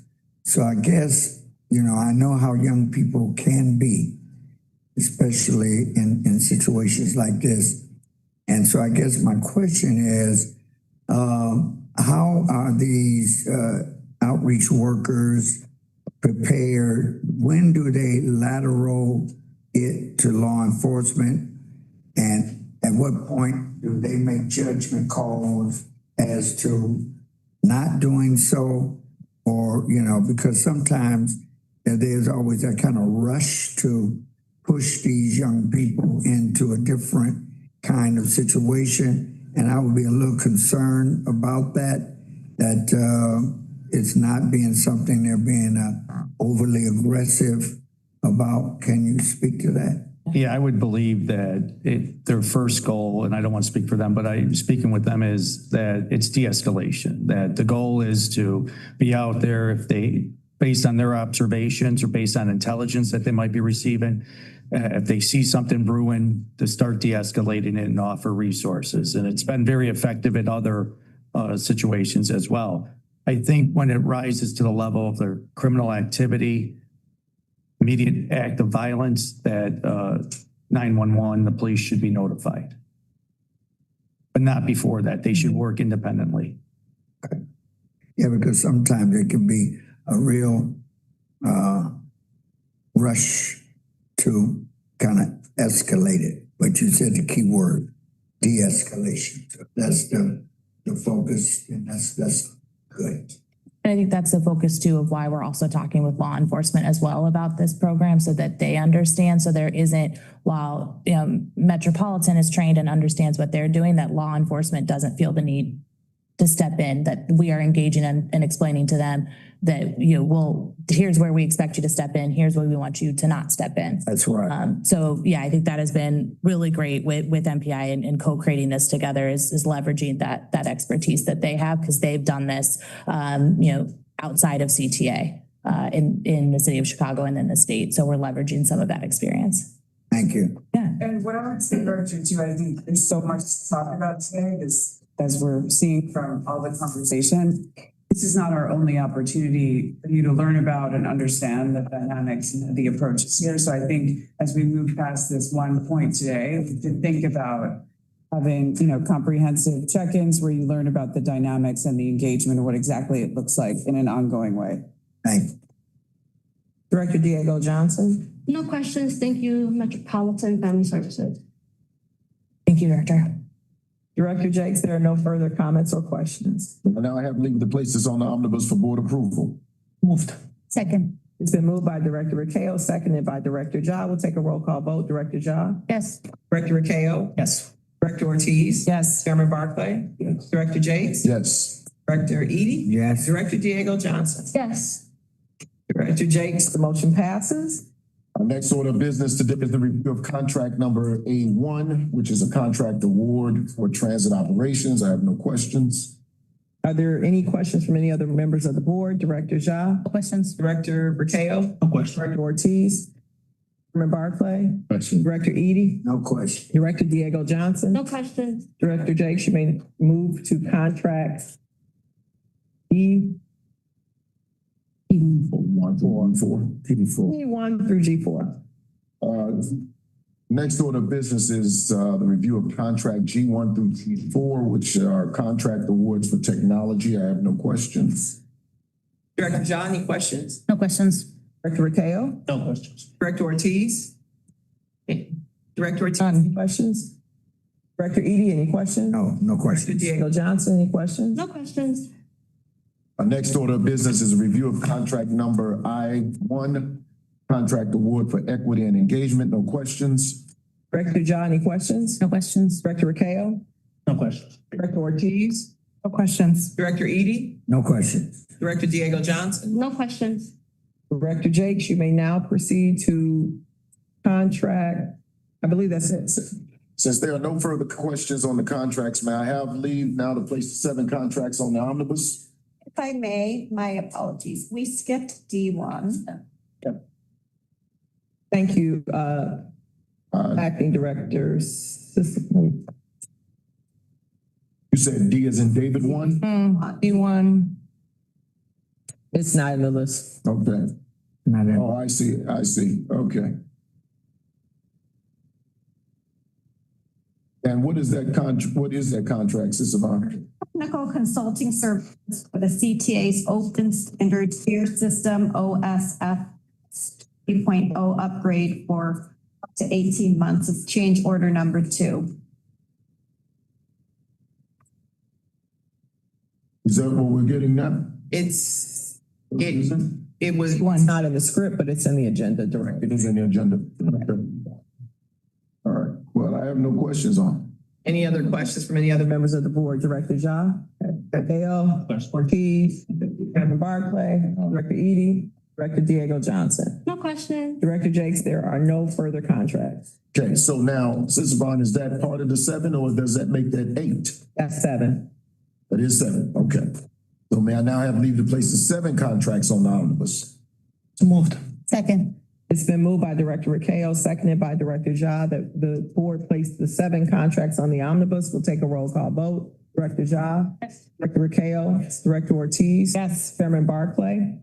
Yes. Director Jakes? Yes. Director Eady? Yes. Director Diego Johnson? Yes. The motion passes. As there's no further business to come before the committee, may I have a motion to approve the omnibus and recommend the omnibus for board approval? So moved. Second. It's been moved by Director Rakeo, seconded by Director Ja, that the board approve the omnibus and recommend the omnibus for board approval. We'll take a roll call vote. Director Ja? Yes. Director Rakeo? Yes. Director Ortiz? Yes. Chairman Barclay? Yes. Director Jakes? Yes. Director Eady? Yes. Director Diego Johnson? Yes. Director Jakes, motion passes. And finally, may I have a motion to adjourn? Moved. Second. It's been moved by Director Rakeo, seconded by Director Ja, that the Finance, Audit, and Budget Committee meeting for August the 12th, 2026 be adjourned. We'll take a roll call vote. Director Ja? Yes. Director Rakeo? Yes. Director Ortiz? Yes. Chairman Barclay? Yes. Director Jakes? Yes. Director Eady? Yes. And Director Diego Johnson? Yes. Director Jakes, the motion passes. Well, since that motion passed and this is our last meeting as this board, I move that we are gone. All right. Denise, complete. This meeting is over.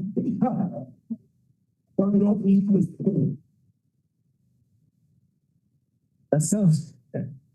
Good morning. I would like to call to order the meeting of the Chicago Transit Board for August 12th, 2026.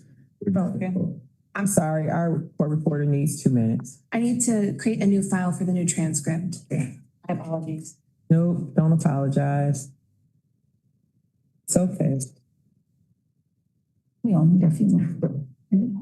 We all need a few break. Yeah. Like, wait every 90 minutes. It's so. Okay, bye.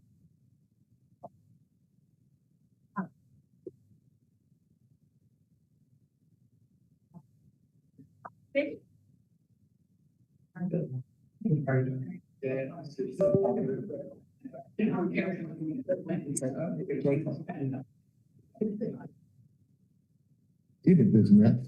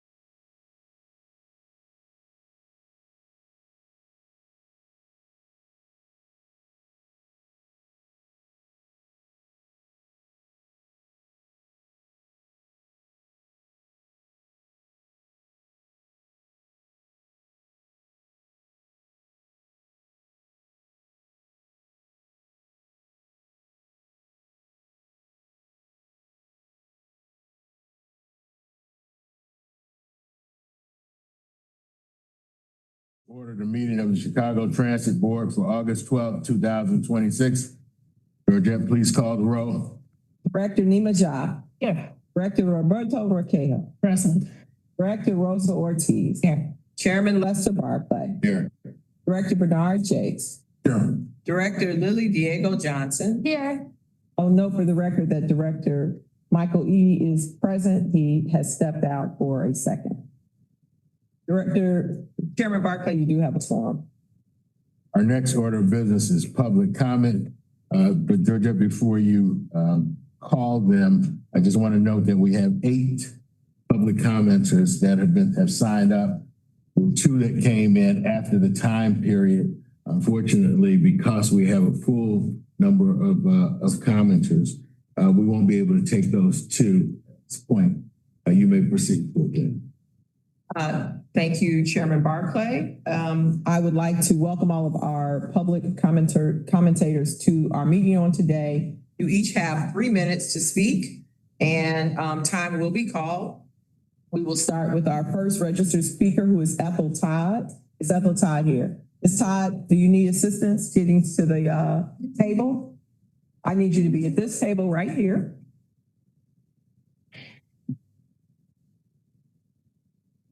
The microphone. Chair out for you. Ethel. Want to sit here or here? Is this good? Okay. You want me to get your thing? Okay. Well, let's get you seated first. Okay. My mother's name. Got it? Watch your wheel. Thank you. Brian, appreciate it. Okay. You good? All right, I'm gonna push you up. Your microphone is on. And where do I speak? You speak just out loud, right where you are. Okay. And your time starts now. Okay, I registered 7 complaints against the CTA drivers because they were failing to pick up Black female disabled women with the ramp.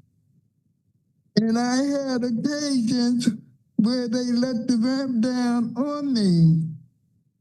And the complaint I registered with supervisors, and I don't have the complaint numbers with me today, they say I have to go online. But I also have to say that Threshold has been my abuser for 4 years.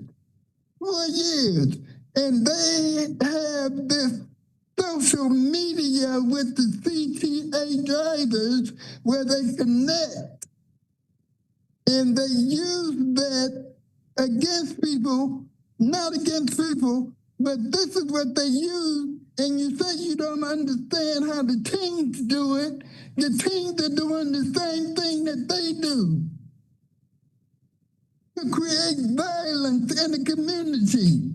I have witnesses I couldn't bring here today because I don't have my complaints and everything in front of me. But I have witnesses from the community who can verify everything that they've done.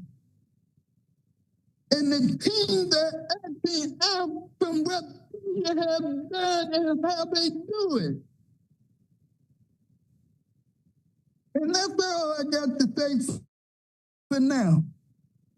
Ms. Todd, thank you. Thank you very much, Ms. Todd. Thank you for coming. You're welcome. Really appreciate you coming here. With both Mr. Yeah, you don't know how the team do it. Mr. Joe Bird on our security team.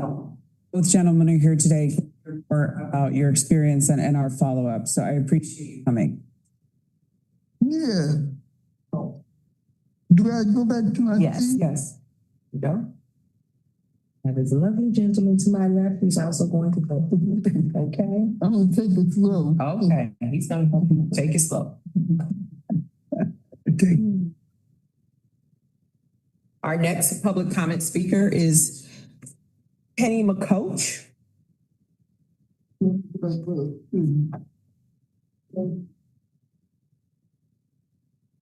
Great. Morning. Morning. Good morning. Ms. Union President McCoach, could you please sit more closer to the microphone? Absolutely. in that next chair. Thank you.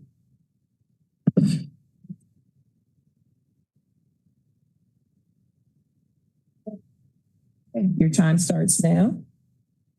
Morning, everyone. Morning. My name is Penny McCoach. I'm the president of ATU Local 308. I represent the employees that work for the Chicago Transit Authority on the rail side. We have approximately about 3,100 members that we represent that do the day-to-day operations for the Chicago Transit Authority. They make sure that this city moves from point A to point B. I'm here today because the Chicago transit system is facing a safety crisis. Every day, the hardworking members of Local 308, who makes the Chicago rail system work, and the members of the riding public are confronted with unacceptable threats to their safety. Just last month, a CTA worker on the Red Line, a member of 308, was murdered. This dramatic event was covered in the press. What is not being covered are the unacceptable, dangerous conditions confronting Local 308 members and the riding public every day. CTA board and administration must take immediate action to rectify these unacceptable conditions so that the riding public knows that they can ride the system in safe conditions, and so that our members can be reassured that they can come to work, deliver excellent service, and then return home safely. The current security measures are inadequate. Less than 200 CPD officers total are assigned to cover the CTA system, both bus and rail, over a 24-hour shift. There is absolutely no way for that number of officers to adequately police the system, which have been proven to be. Transit workers and riders deserve better. As I have repeatedly said, Chicago needs a dedicated police force on our buses and trains to ensure that riders and workers can safely get to and from their destinations. We also need transit ambassadors to help riders get assistance when navigating the system and having proper training to liaison with the community and social services when needed to prevent issues from arising. I would like to thank the Sheriff Department for their presence and their ability to gather positive reinforcement. There are several, and I want to bring to light, due to the situation that happened at 95th, this union has been asking for adequate parking at 95th for over 20 years. There are various undeveloped lots in that area. And this shouldn't have never happened to the worker, my member, if there was adequate parking for the workers there, sufficient lighting, security. There's a lot right across on the north end, on the north side of 95th that was being used when the terminal was being redeveloped. Those individuals parked there. IDOT parked there. At that time, we were told that that was going to be the employees' lot. Well, that did not come to fruition. And then now that we know that now the McDonald lot is available as well. Union President McCoach, that was time. We'll give you a minute to wrap up. Okay. Well, I just want to say, we have asked the authority as well as we're asking the board. We have done initiatives with the front office about things for our rapid transit operators, which is called a quality of life. We have had several conversations and we are in the process of working on that. I'm thankful for that, but we need to get that done. Quality of life is important to the employees and my members. And I'm just asking this board to look into the safety of these members and the riding public, because we provide a service to this city and we deserve the best possible services from you guys and the authority. Thank you. Thank you. Thank you.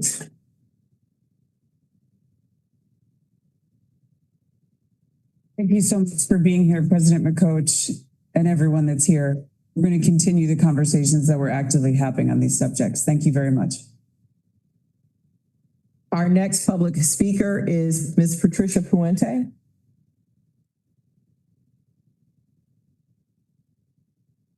Good morning. I have concerns actually regarding the law officers. If you guys are going, I'm really happy with everything that I heard. Because that was one of my major concerns, and you guys, boom, boom, boom, pinned it all. But the thing is, with the law officers, when they're on duty, I've noticed that some of them are sitting on the rail where the passengers go inside to take the train. They're sitting there. I have to go and tell them. Sometimes they get upset with me, but I really don't care, you know? Whatever.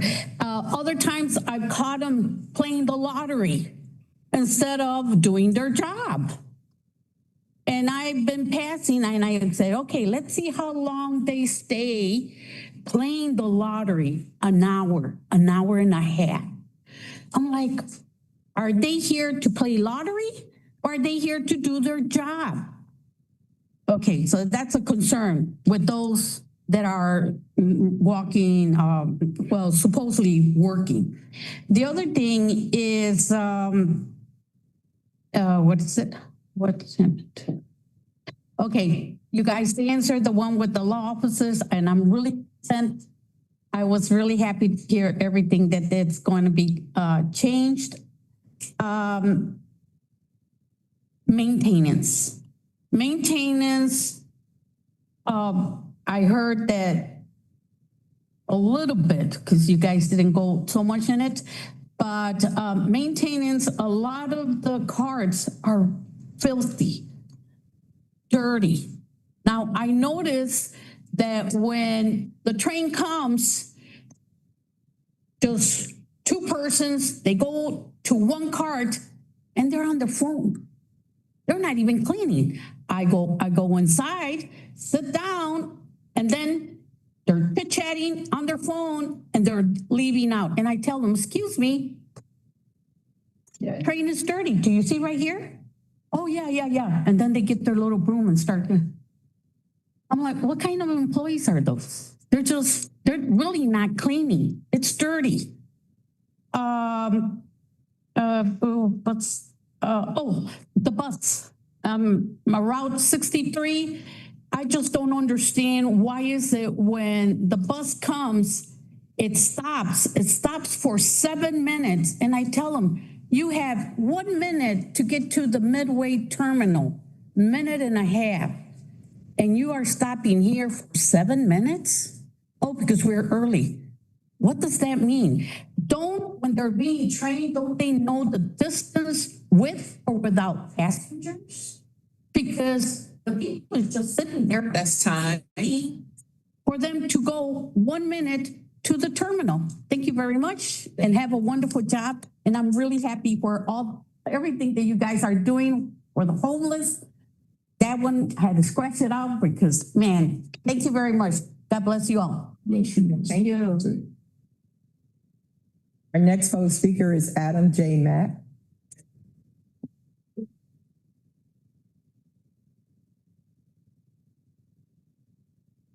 Hey, how you doing? Adam. Fine. All right, and you, I have a little bit of cope, but I'm gonna get over it eventually. I was at the transit event on Friday, at the Austin Green Line train station, for the celebration of the grand opening. That I don't, normally do very often or never been there. And this is the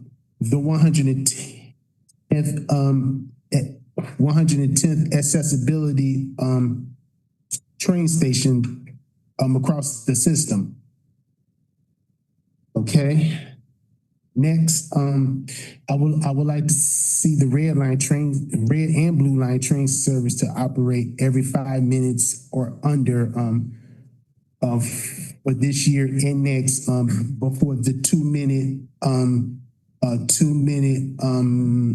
headway to be eventually to be announced by the transit board. And also, I would like to see, red and blue line on Washington, train stations to be connected to each other. That connects to transit lines, businesses, opportunities, and the economy. And also, the red line Washington station was closed, since 2006. Due to financial issues or whatever reason. I would like to be discussed that eventually. Okay. Is there anything else?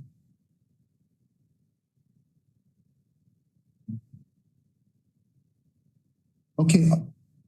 Oh yeah. I would like to see longer trains. Like 6 to 8 car train service, and also 8 to 8 car train service on most of the transit lines for the upcoming years. Okay. All right. That's it. Thank you. Thank you. Thank you, Adam. See you Friday. I know we rode the train back together on Friday. Nice to see you again. You guys. Our next public speaker is Jacqueline Story. Welcome.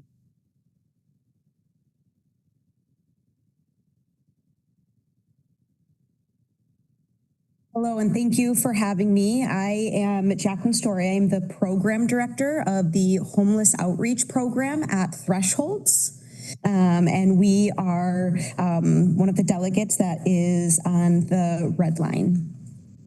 I have had the privilege of working with the CTA on this project for the past several years. It has been a pleasure collaborating with Laura, Tom, and the rest of the team. They're great partners to work with. Thresholds is a community mental health agency, specifically working with people to reclaim their lives and stay integrated in the community as long as possible. For the Homeless Outreach Program, our goal is simple: to meet people where they are and support them in living healthy and hopeful lives through stable housing and linkage to other community resources. Every day on the red line, our teams encounter people experiencing homelessness, mental illness, substance use, and so much more. Our initial goal is to build relationships. We understand that achieving goals does not happen overnight. It involves human relationships and trust.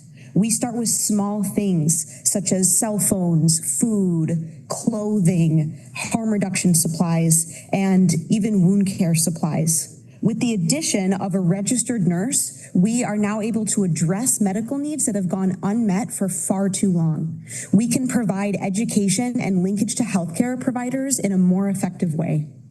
We have seen how these small items make a big difference and lead to shelter, healthcare, and ultimately housing. While all of these things may seem small, you can see through the testimonial of Mary that you all have, and so many other testimonials, how important it is to people in reclaiming their lives. Thank you for helping us make the small things the big things. Thank you. Thank you. Any questions? Thank you. Thank you so much for coming and for our longstanding and growing partnership. It's so valuable to us here at CTA. Thank you so much. Our next public speaker is Jessica Dunbar.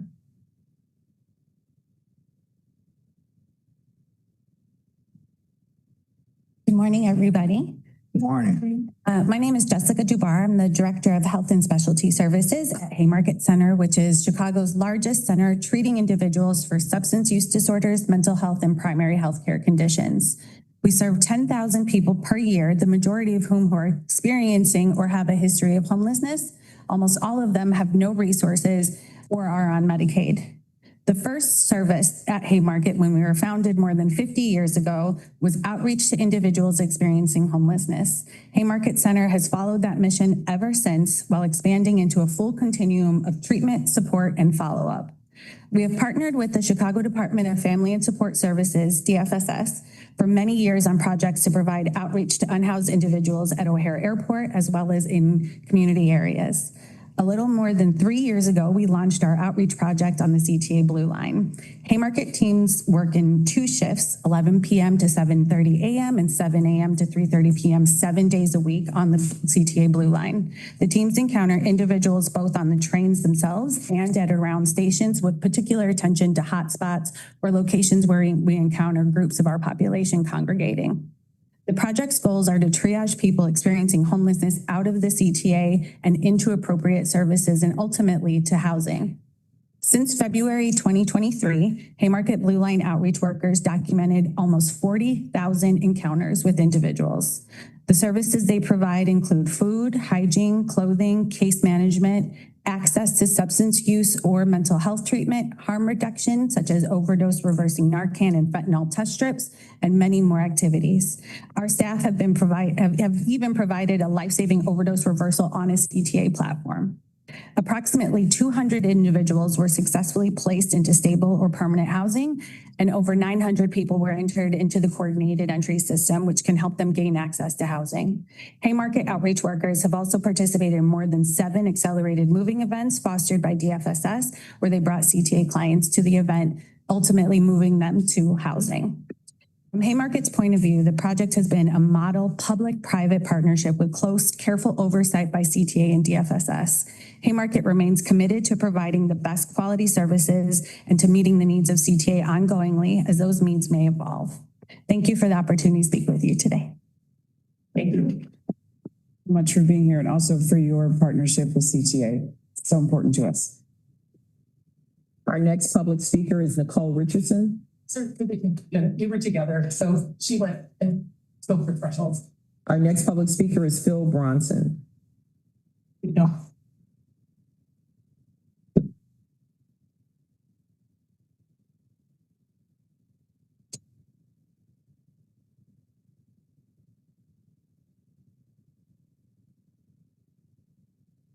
First of all, good morning, CTA board members, CTA officials, and everyone in this room. I'm Phil Bronson, or I'm Phil Positive Bronson, a IBEW Local 134 electrician since 1979. I'm also vice president of Target Electric Inc., established 1991, a MBE, DBE electrical contracting company. It's my family's company. The sun shines bright today, although it's cloudy out. If you live a life helping others, that sun is always in you. So why not feel positive every day? I started the Feel Positive Initiative. General public can take a look at the site. It's Feel My Name Positive Global.com. I'm here as it relates to a contracting job that my family and I worked on with CTA some years ago. That particular job was at 3360 North Clark Street. We were working as a subcontractor with one of your prime contractors, Aldrich Electric Inc. And there was an accident on the job. And for some apparent reason, Aldrich CTA went into a courtroom between the years of 2006 and 2011, and they besmirched my family's business. We didn't find out about it until we saw something on the internet in 2021. So we're here to say that CTA and Aldrich Electric engaged in fraud, corruption practices, and cover-up over a number of years. And again, we approached a lot of people here. This is my 3rd time here. I was here at the June and July board meeting. And again, they illegally engaged in fraud, corruption in the courtroom and wrongdoing. We're here as it relates to Target Electric. We've approached the chairman. We sent him an email first part of July 2026. We're trying to get a meeting with him so we can talk to the gentleman here, Mr. Barclay. I know he's the chairman. He's pretty busy, but this we feel is important. In a summary, we look at this as a breach of trust, a moral imperative. DEI respectfully seeks from owner CTA redress and generational financial damages for TEI's name, brand, reputation, opportunities, financial hardship, pain, and suffering. As of today, TEI respectfully seeks from owner CTA $250 million. Thank you. That's it? That's it. Thank you. Yeah. So feel positive, global.com. Take a look. Thank you. And I must say that I'm hearing a lot of good positive things here in CTA, and I think that's positive. There's nothing positive about all of them. Thank you. Chairman Barclay, That concludes our public comments for today. Thank you to all our public speakers this morning. Thank you for coming. Georgette, Chairman Barclay, it has been brought to our attention that we do have One of our board members has a severe time constraint. Our meeting did start late. As we are advising that we amend the agenda to move item number 7, which is the report of the Committee on Finance, Audit, and Budget, up to item number 3. we have a motion to amend the agenda. So moved. Second. It's been moved by Director Ricao, seconded by Director Ja, that the Meeting agenda be amended to move the report from the Finance, Audit, and Budget Committee up to agenda item number 3. Take a roll call vote. Director Ja? Yes. Director Ricao? Yes. Director Ortiz? Yes. Chairman Barclay? Yes. Director Jakes? Yes. Director Eady? Yes. Director Diego Johnson? The motion passes. Finance, Audit, and Budget Committee report. The committee met earlier this morning and approved the July 8th, 2026 committee minutes and reviewed the finance report. The committee reviewed the following 8 ordinances. 1, review of an ordinance authorizing an amendment to a contract with CRRC, Seafong American JV for rail cars and to provide additional funding. 2, review of an ordinance authorizing a first amendment to both the intergovernmental agreement and option to extend with the City of Chicago by and through its authorized nominee for outreach and non-congregant shelter to individuals in need. 3, review of an ordinance authorizing an intergovernmental agreement with the City of Chicago by and through its authorized nominee for outreach and non-congregant shelter to individuals in need. 4, review of an ordinance authorizing a pilot program agreement with F212-CITEF for a rail simulator pilot under the Chicago Transit Authority's Innovation Studio program. 5, review of an ordinance authorizing a pilot program agreement with Housing Forward for a crisis intervention safe ride specialist pilot under the Chicago Transit Authority's Innovation Studio program. 6, review of an ordinance authorizing a pilot program agreement with Healthcare Alternative System for a crisis intervention safe ride specialist pilot under the Chicago Transit Authority's Innovation Studio program. 7, review of an ordinance authorizing a pilot program agreement with Healthcare. I just said that one. I'm sorry. 6 and 7 seem to be the same. Let's go with 8, review of an ordinance authorizing a pilot program agreement with Street Samaritans for a crisis intervention safe ride specialist pilot under the Chicago Transit Innovation Studio program. What I don't see on here that we did talk about is with the Metropolitan, was it Family Services? Metropolitan Family Services is, we talked about that one. Thank you very much. Review an ordinance authorizing a pilot agreement with Metropolitan Family Services for a community violence intervention safe ride specialist pilot under the Chicago Transit Authority's Innovation Studio program. Thank you, Sister Vaughn. The committee also reviewed 7 contracts.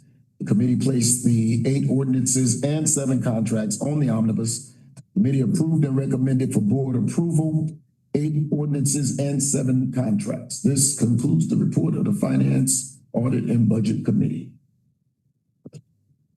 Thank you, Director Jakes, for your report. I will now entertain a motion to approve omnibus. Move. Second. It's been moved by Director Rakeo, seconded by Director Ja, that the omnibus be approved. We'll take a roll call vote. Director Ja? Yes. Director Rakeo? Director Ortiz? Yes. Chairman Barclay? Yes. Director Jakes? Yes. Director Eady? Yes. Director Diego Johnson? Yes. The motion passes. Our next item of business on the agenda is our president's report, which will be given by our acting president, Nora Lee.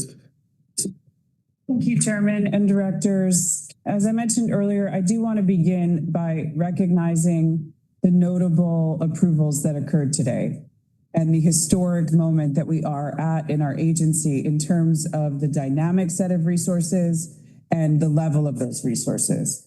This is never before seen at CTA, and it comes from an incredible amount of work over the past year from our staff across all departments.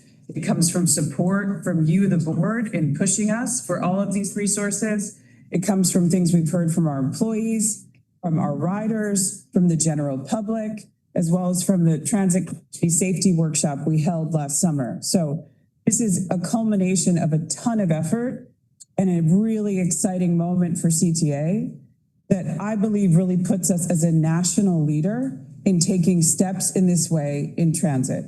And I'm so excited to monitor and see what it will produce. And I want to thank everyone involved for those efforts.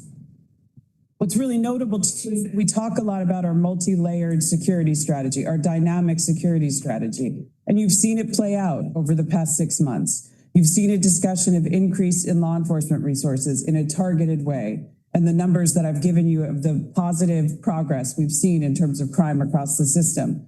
So the timing of this is notable and intentional, that we've layered on another layer here today. And it's not just one type of resource, it's several. Because as riders, we know that the need on CTA is dynamic and diverse and needs to be addressed in a variety of ways. And so we are going to see an improvement across all of those categories, I'm confident, in the coming months. I'm not going to dive into as much detail in crime as I have in past months, but what I want to make clear is that the positive progress sustains itself. So CPD reports that, again, violent crime is down 30% across the entire system year to date. That's a 30% decline that appeared a couple months ago that sustained itself through the end of last month. And we see the intentional and strategic deployments on the red line are continuing to produce results, and that major crime on the red line South Branch is down over 60% since the work began in those deployments. This means that there's nearly 300 fewer incidents of major crime across CTA year to date. 140 of that reduction is on the red line alone. And what I want to take a few moments to talk about here today is that has to do with crime, but as we've seen that sustain itself now, we're seeing it impact our service delivery, we're seeing it impact our ridership in really positive ways. So let's look at the red line South Branch that I've talked a lot about major reductions in crime over the past few months. Over the last 3 months, the red line South Branch has grown 7% year over year in ridership. It's outpacing ridership gains across other branches at CTA. And it's even taken a stark turn from actually seeing a decline to now seeing one of our biggest ridership jumps across the entire system. That means that in the past 3 months, we have nearly 170,000 more rides in that period than we did last year. Major delays due to incidents or disturbances at CTA are down nearly by 50%. And that's absolutely related to the increased resources and the reduction in disturbances and crime on the system. And I want to continue to think about all of these resources as impacting not just crime data, but impacting the experience and the service delivery and the ridership across our system. Speaking of ridership, I'm happy to report that it continues steady growth across the summer. Ridership has grown over 3% last year, if you look at the last 2 months alone. Ridership this summer has crossed an important milestone, and we're now averaging more than 7 million rides every week, with weekdays now regularly exceeding 1.1 million rides. So you'll recall when we exceeded that 1 million ride mark, we're growing. We're regularly now over 1.1 million. And our weekend ridership continues to exceed pre-pandemic levels on Saturdays and Sundays. On major event days in June and July, we're reaching milestones over 1.2 million rides that are just shy of what we see for major events like the Chicago Marathon. Thursday before Lollapalooza, our rail system alone clocked more than 587,000 rides on the system, which was a record for a Thursday in the post-pandemic environment.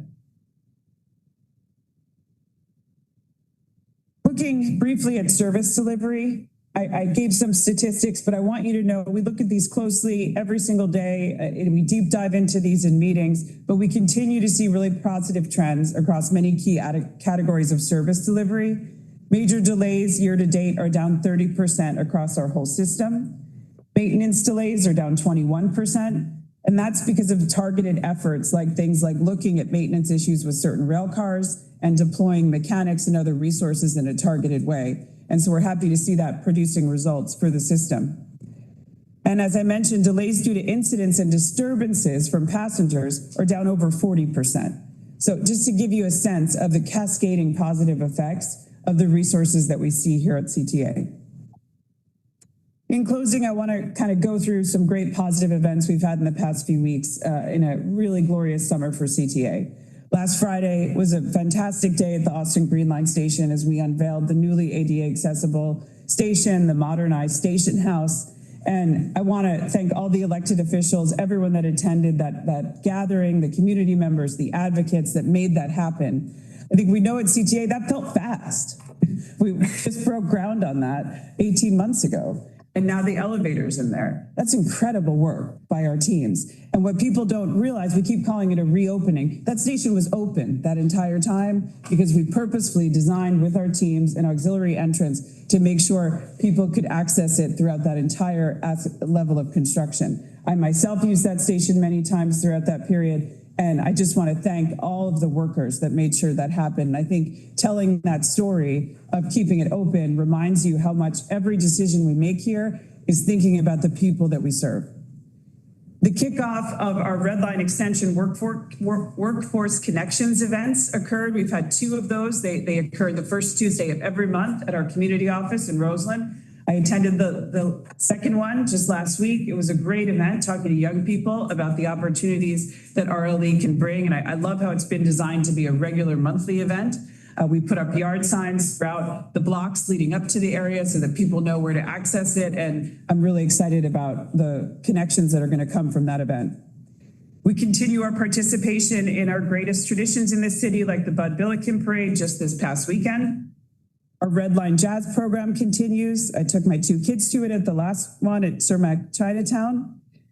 And I want to just also point out we're continuing to move forward, creating more welcoming and inviting spaces at CTA, like the flowers being planted at the 51st Green Line station, where Green Corps and CDOT are partnering with us to put those into place. And we're happy to unveil those in the coming days as well.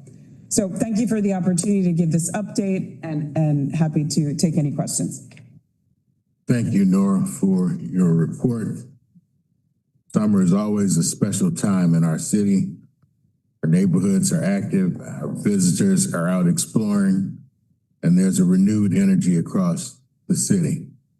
And throughout the summer, our system plays an important role in connecting people to everything our city has to offer. It makes the results we are seeing particularly encouraging. I want to commend the team for the continued growth in service and ridership and the strong results we have seen over the summer months. These numbers reflect years of work to rebuild service, strengthen our workforce, and restore confidence in the system. When people choose CTA to get to work, to a ball game, to a festival or concert, or simply to enjoy our city, that is a measure of the value of our system and what it provides. We should recognize this progress while also recognizing that maintaining that momentum requires continued attention to the fundamentals, reliable service, a strong workforce, a positive customer experience, and importantly, a system where people feel safe, both our passengers and our employees. Which brings me to the safety and social services pilots that the board has considered today. These initiatives are particularly significant because they are the results of a decision of this board made last fiscal year to invest in creative approaches to addressing some of the most complex challenges in our system. We recognize that improving safety requires more than one solution, and that we have to be willing to test new approaches, evaluate what works, and make adjustments based upon what the data tells us. Good governance is making decisions that lead to better outcomes for the public. These pilots give us an opportunity to do exactly that. They allow us to put resources behind innovative approaches, learn from the results, and determine what can be expanded or improved. I think it's particularly fitting that authorizing the implementation of these pilots is one of the final actions of this board. It reflects how we have approached our work throughout our service on this board. Identifying challenges, making strategic investments, supporting innovation, and holding ourselves accountable for results. We have seen meaningful progress in service. We have strengthened our workforce. We have advanced major capital investments. We have continued to focus on safety and accessibility. And now we are putting additional resources behind new approaches to some of the challenges that remain. Progress isn't the absence of challenges. It's our ability to meet those challenges with purpose, discipline, and a willingness to improve.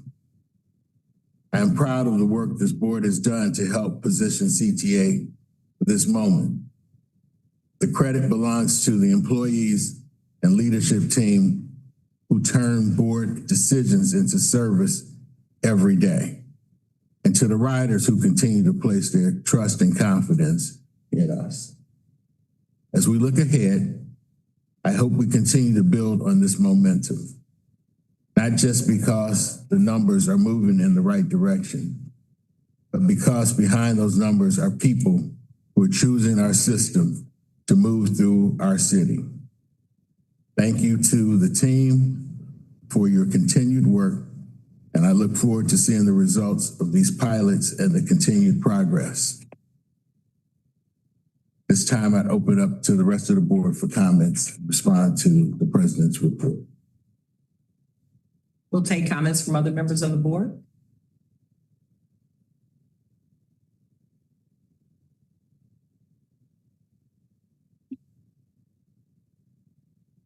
I agree with all of the comments that the chairman has mentioned. Thank you for all the great work. I know all of these ordinances and all of these efforts have come from a long way back in terms of working through each of the pieces, understanding what can happen, being open-minded, and just really want to commend everyone on the team for making that happen. And just second everything that the chairman mentioned. Thank you. Thank you, Director Ortiz. Other members of the board? Just to double down on my colleagues' comments. Also, I wanted to acknowledge that a lot of the programming that was being designed to address these safety issues took place during one of the most complicated periods of time for this agency. We're going through multiple changes, a fiscal cliff, leadership transitions, and yeah, you kept steady and you wanted to make this happen, and you are starting to make it happen. And I don't want that to be forgotten, because it was not a normal time to do this. It would have been difficult already under normal times, because again, transportation agencies are not designed to run these programs. And yet, even with that additional layer, you all made it happen. And the other thing I don't want to forget to mention is that in just a few weeks, NEDA legislation and the NEDA board will be up and running, and it'll be a new era, right? And CTA will be sitting now in a period of change yet again. And we are going to be the largest agency in that table. And so we have to role model collaboration, openness, transparency, all the things that you have started to implement here, Nora. That's what people are gonna be looking at, and I really encourage you to continue down this path, so when that new era starts, we are already on track for the new way of doing things in transportation in Chicago, so thanks. Yeah, I second that. I think I personally feel like we are in a really good place for this transition that's upcoming, and we can lead the way.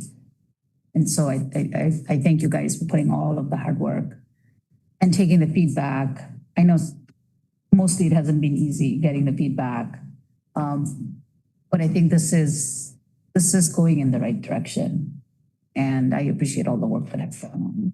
And thank you for listening, and thank you for putting all of these programs in front of us. We appreciate it. Director Eady, Director Diego Johnson. Yes, certainly appreciate what our chairman has already stated, and certainly I join with his position and appreciation and his observations. And I guess with this being the last meeting in terms of that, it's been for me, and I'm speaking individually here, been for me quite a gratifying experience, a real wonderful chapter for me in this journey with CTA, and with the encountering, in my opinion, the level of professionalism and expertise and commitment to serving the general public in terms of transportation. It's just been quite rewarding. And so I want to just, as a matter of record, just state my appreciation for what this experience has been, working with this board, and it's just been very rewarding. So I just wanted to make that as a statement of record. Director Diego Johnson. Yeah, I'm just very grateful to have been a part of the board. Thank you, Acting President Learson, Chairman Barclay, for all the work that has gone into all of the, just everything that has gone into today, specifically everyone else, all the team, all the board members, and of course, the CTA staff. It's been a pleasure. And also, I really am looking forward to seeing how these initiatives move forward, and also hoping that alternatives to non-policing continue growing, and that, you know, we continue to make Chicago transit system as great as it can be. I had the pleasure of attending the ADA Advisory Committee last month. And so I just want to say, I would hope that for the new board that is ushering in a new era, that, you know, they remain curious about not only alternatives to non-policing, but also to what can disability, changing disability culture, what can that look like? And taking that into consideration without, like maybe attending the ADA Advisory Committee meetings. They are really insightful. And so remaining curious on what disability and accessibility, what that really means, how it changes, how it can be flexible. And I'm just really grateful overall for being able to be a part of this process. And thank you again, Acting President Learson. I think the report really highlights just so many years of really strong work. That's all. Thank you. Thank you. Our next order of business is the approval of the minutes of the regular board meeting of July 8th, 2026. May I have a motion to approve? So moved. Again. It's been moved by Director Raquel, seconded by Director Ja, that the meeting minutes from July 8th, 2026 be approved as submitted. We will take a roll call vote. Director Ja? Yes. Director Raquel? Abstain. Director Ortiz? Yes. Chairman Barclay? Yes. Director Eady? Yes. Director Diego Johnson? Yes. The motion passes. We'll note for the record that Director Raquel abstained, and also note for the record that we still have a quorum, but that Director Jakes has left the meeting. Our next item of business is the construction report. Bill Mooney.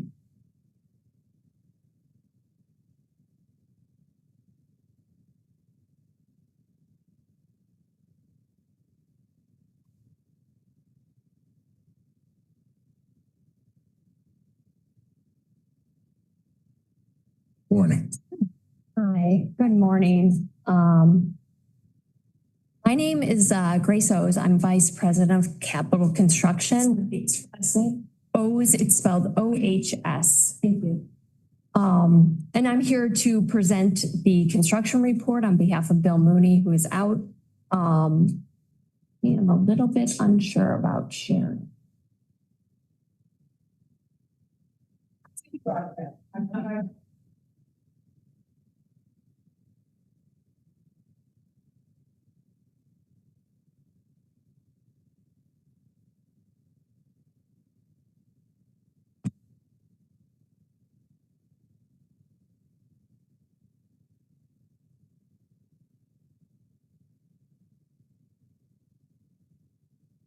Good morning.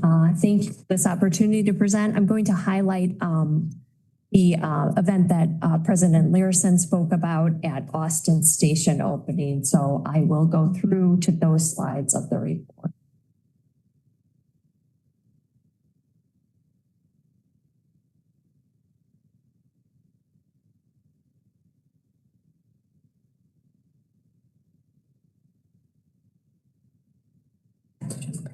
Okay. So just sharing some photos. This past Friday, we were able to reopen the Austin Station with a new elevator and accessible path ramp outside that station. We were joined by Acting President Nora Learson, Governor Pritzker, Mayor Brandon Johnson, Congressman Danny Davis,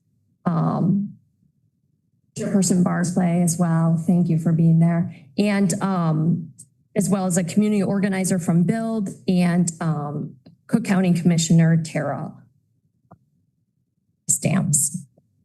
With the opening of Austin, we hit a milestone of 110 out of our 146 rail stations becoming accessible, bringing us to 75% accessibility on our rail stations. We were also able to bring improvements in the back of house stations with new electrical and communications facilities to modernize and bring this station up to a state of good repair. We also have a new ADA compliant restroom for our customer assistance in the station, as well as a new CA kiosk and modern signage for customers as well. Here we see the opening remarks for the station opening, and then the ribbon cutting outside of the new entrance. And then finally, a photo of the new station. And to the right on this photo, you can see the new ramp.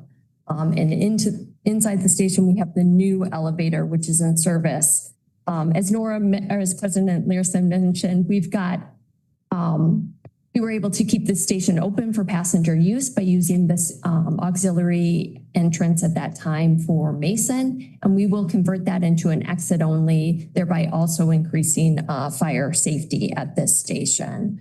The station continues our efforts to bring the entire rail system up to accessible standards by 2030, and we're making progress, and we'll continue those efforts in the near future with California, followed by Montrose, and then Oak Park and Rip.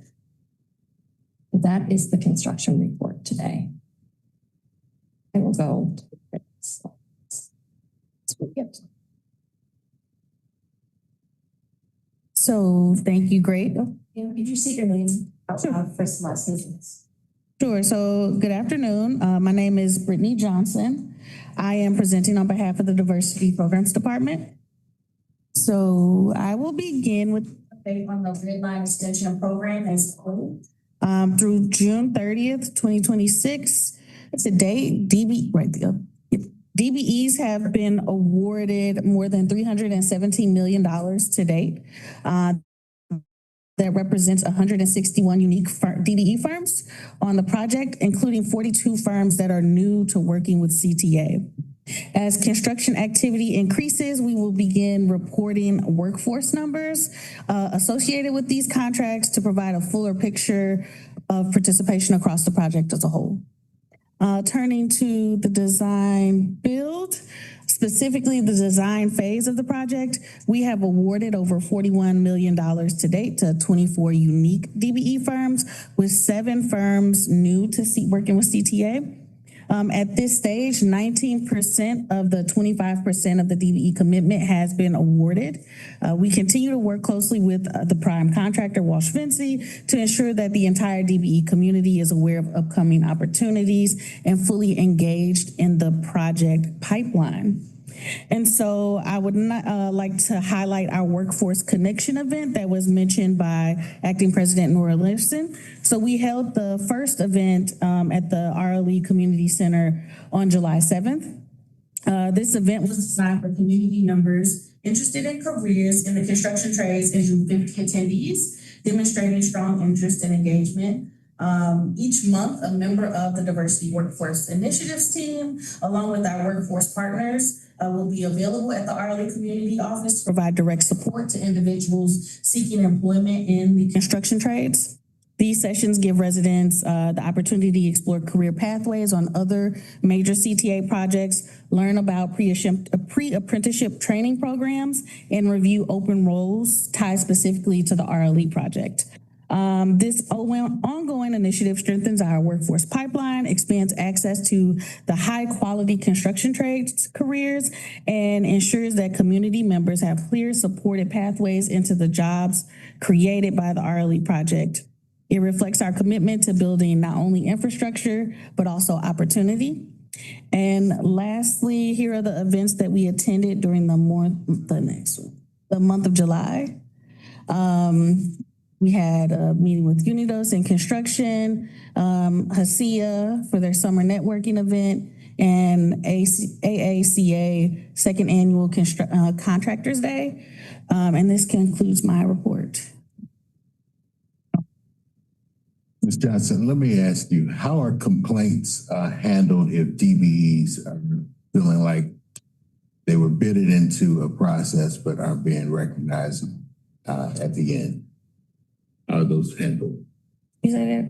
Like you ask that one more time? Someone's numbers were used in the bid and they're not getting work. How do you handle those kinds of complaints? So we do, initially when we evaluate the project, we reach out to people to make sure that they are on the project because they have to sign a document stating that. And then throughout the course of the contract, we do regular site visits and desk audits where we go reach out to those firms. We go to their place of business. We meet with them. We check in to see what's going on the project. And if they are having issues with getting work on the project, we have a meeting with the contractor to make sure they're being treated fairly. And if they're not, we work to resolve those issues so that they are being used on the project correctly. Thank you. Any other questions? No questions. Thank you. Thank you. Our next item on the agenda is executive session. Attorney Baker, is my understanding that we do not have an executive session today. That's correct, Chairman. We do not have one. However, we vetted with our board members, the executive session minutes from June 10th, 2026, and we're recommending that they be entered into the record. I have a motion to approve the executive session minutes of June 10th, 2026. So moved. Second. It's been moved by Director Rakeo, seconded by Director Ja, that the executive session minutes from June 10th, 2026 be approved as submitted. We will take a roll call vote. Director Ja? Yes. Director Rakeo? Abstain. Director Ortiz? Yes. Chairman Barclay? Yes. Director Eady? Yes. Director Diego Johnson? Yes. Motion passes with 5 votes in favor, 1 abstention. We'll now address board agenda item 8, board matters. Georgette, do we have any board matters today? Mr. Chairman, there is one board matter for today, which is a resolution of appreciation for the members of the Chicago Transit Board of Directors. and I believe I'm going to read the resolution. Whereas the Chicago Transit Board of Directors serves as the governing body of the Chicago Transit Authority, one of the largest transit agencies in the United States, And is entrusted with the responsibility of providing effective governance, responsible stewardship, and strategic oversight on behalf of the millions of riders who rely upon its services. And whereas the current members of the board have served during a consequential and transformational period for the authority and the region, guiding the agency through significant challenges and opportunities and contributing to a meaningful chapter in its history. And whereas throughout its tenure, this board has demonstrated thoughtful leadership, oversight, and responsible stewardship, maintaining a focus on service improvement, safety, accessibility, customer experience, workforce development, financial sustainability, and responsible investment in the authority's future. And whereas under the board's governance, the authority has achieved significant milestones, including substantial post-pandemic ridership recovery, record levels of operator hiring, service expansions and enhancements, and the securing of historic public funding necessary to sustain and strengthen the authority's service. And whereas this board advanced one of the most significant capital investments in the authority's history through its approval of the design build contract for the Red Line Extension Project, moving a long-awaited project from planning to construction and laying the foundation for transformative improvements to mobility and access for the communities it will serve. And whereas this board approved significant capital investments in the authority's infrastructure, including critical system renewal initiatives and investments through the authority's Refresh and Renew and All Stations accessibility programs to improve the condition, accessibility, reliability, and long-term sustainability of the system. And whereas recognizing the importance of innovation to the authority's continued success, this board championed and supported initiatives through the CTA Innovation Studio, designed to improve service, enhance operations, strengthen customer experience, and advance new approaches to meeting the evolving needs of riders. And whereas this board demonstrated commitment to fiscal stewardship, approving a balanced operating budget in each fiscal year of its tenure, while supporting the investments necessary to maintain and improve the authority's services, workforce, and infrastructure. And whereas this board's approval of the fiscal year 2026 budget represented a historic level of funding for the authority and the region, providing critical resources to sustain essential public transit services while strengthening the authority's financial foundation for the future. And whereas this board also enhanced engagement with its statutory advisory committees, convened its inaugural board retreat, and continued efforts to align board priorities with the authority's strategic goals. And whereas under the leadership of Chairman Lester Barclay, the board navigated a period of significant change with a steadfast commitment to the authority's mission and a continued focus on the needs of riders, employees, and communities the agency serves. And whereas the accomplishments of the board reflect the collective contributions of each director, Lester Barclay, Bernard Jakes, Rosa Ortiz, Nima Ja, Roberto Requejo, Michael Eady, and Lily Diego Johnson, whose diverse experiences and perspectives and their collective commitment to public service strengthened the board's deliberations and contributed to its decisions that will have a lasting impact on the authority and the communities it serves. And whereas the decisions, investments, and progress advanced during this period will extend well beyond the tenure of this board, establishing a lasting legacy of service, modernization, accessibility, innovation, and responsible stewardship, and positioning the authority for its continued progress in the years ahead. Now, therefore, be it resolved that this resolution shall stand as a lasting expression of appreciation for the service of the sitting members of the Chicago Transit Board of Directors and for the enduring contributions they have made to the continued advancement and success of the Chicago Transit Authority. Entered On this Wednesday, August 12th, 2026. I'd ask that everybody stand up and applaud.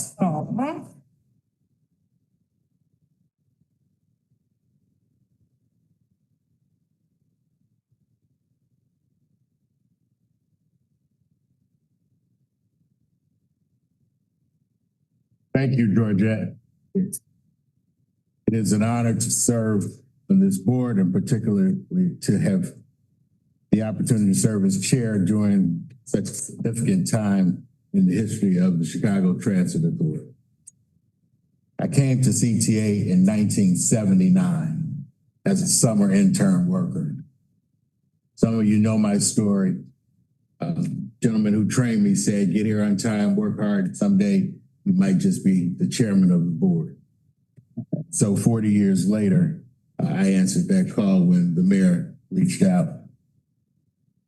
Probably the only chair that's worn the uniform, as I was a conductor on the train one summer. When I think about the work of this board, I think about the challenges we had inherited and the challenges we faced together. We navigated a global pandemic that fundamentally changed how people use our system. We face significant financial uncertainty, difficult service decisions, concerns about safety and public confidence, and the need to make major investments in the future of the agency. Through all of it, this board continued to show up, ask questions, make important decisions, and remain focused on our responsibility to our riders. The challenges were significant, but so was the commitment to meet them. And that commitment was not limited to this board. The progress we have made is a reflection of the people who keep this system moving every day. I want to recognize the professionalism and dedication of the CTA employees. They continue to come to work and serve our city through circumstances none of us could have anticipated. To my colleagues on the board, thank you. Each of you brought your own experience, perspective, commitment to public service to this work. We may not have always agreed, but we do not always approach an issue from the same perspective. But to me, that is part of the value of a strong board. Our decisions are better when they are informed by thoughtful discourse and diverse points of view. I'm proud of what we have accomplished together, from the recovery and growth in service to investments in our workforce and infrastructure, to advance in accessibility, safety, innovation, and the financial stability of this great agency. I believe the work of this board will have a lasting and positive impact on CTA. Some of the decisions this board made will produce results that we can see today. Others will take years to fully realize. But I believe the work we have done has positioned this agency for continued progress and has created a foundation that will benefit riders, employees, and the communities we serve in our great city for years to come. Thank you to my colleagues, to our employees, and to everyone who has contributed to this work on this board, including our great board office workers, secretary of the board, our chief of staff of the board, Right. and all those who work behind the scenes to make this board function effectively. Thank you from the bottom of my heart. And now open it up to any other board members who may want to comment. I am humbled by this experience to serve among each of you, among all our staff, leadership. Everyone has led in so many different ways, and everyone has shared so much of their own personal experience, their own personal expertise and strengths. And I couldn't be more thankful, grateful, and again, humbled to be among all of you and serve in this role. I think we have accomplished a lot. It hasn't been easy, but I think we have always have faith in each other and faith in the work that we can do to make our city more equitable. And I think we have been doing that. So thank you to everyone. Just really excited and thankful for all that we have accomplished together. Thanks. I wanted to thank you, Georgette, for that beautiful resolution. Yeah. May I just say one thing? Yes. So we also have to thank April Morgan. That's Yes. She's our wordsmith for the resolution, and she deserves a lot of applause. Thank you. Thank you for sharing the credit, the beautiful resolution. I wanted to just take a moment to reflect on the last 2.5 years that I've been a member of this board at a time that we keep calling unprecedented, and it's becoming a cliche, but it is unprecedented. When I came on, the agency was still climbing out of a hole. Ridership was slowly recovering, but the scars of the pandemic ran deep. And they were running in our finances, in our workforce, and the habits of riders that hadn't come back. But I remember a milestone, 1 million rides in a single day on May 2024. That was the first time since COVID. And for me, I just started, that was a signal that Chicagoans wanted to come back and to ride. And our workers made it possible. And today we saw in the report, in our June 2026 numbers, well over 30 million rides, 1 million rides per day on average. And that milestone from 2024 is now the floor to build the next era of transit. We also lived through very hard moments. For me, the hardest ones were the violence in our system. I'll say at a personal level, Labor Day will never be the same for me, being the day that we experienced the horrible mass shooting and the killing of 4 of our riders. That's always gonna stay personally with me. But it wasn't just the shootings, it was the assaults, and it was the fear of our riders and our workers carrying that fear every day.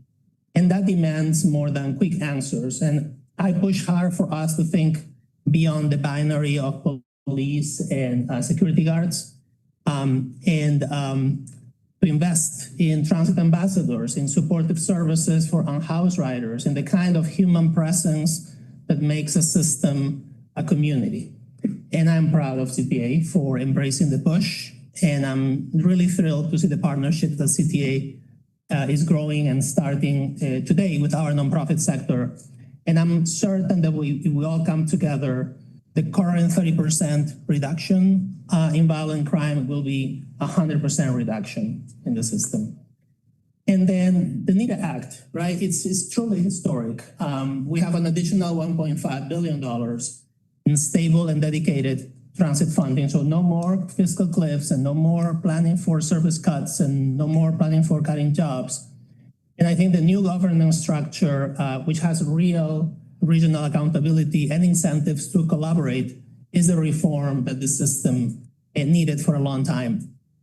I am proud of having helped create the legislation. I'm glad it passed, and I'm even more glad that the dollars are already flowing and that the new boards would start in just a few weeks. So before I leave, I wanted to acknowledge, first of all, you, Nora, because you stepped into one of the hardest public service jobs in Chicago at a very, very difficult moment. And you did it with steadiness, and you did it with seriousness, and you did it with grace. And you did it being the first woman to lead this agency in its history, and that matters. So first of all, I'm very grateful for your leadership.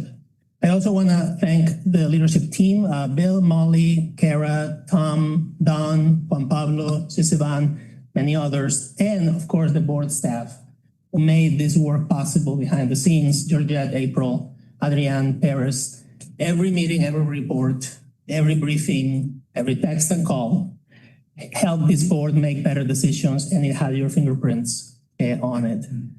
To the bus operators and to the rail engineers, to the maintenance crews, to the station attendants, you are the CTA, not the board, not the plans, not the press releases, you are.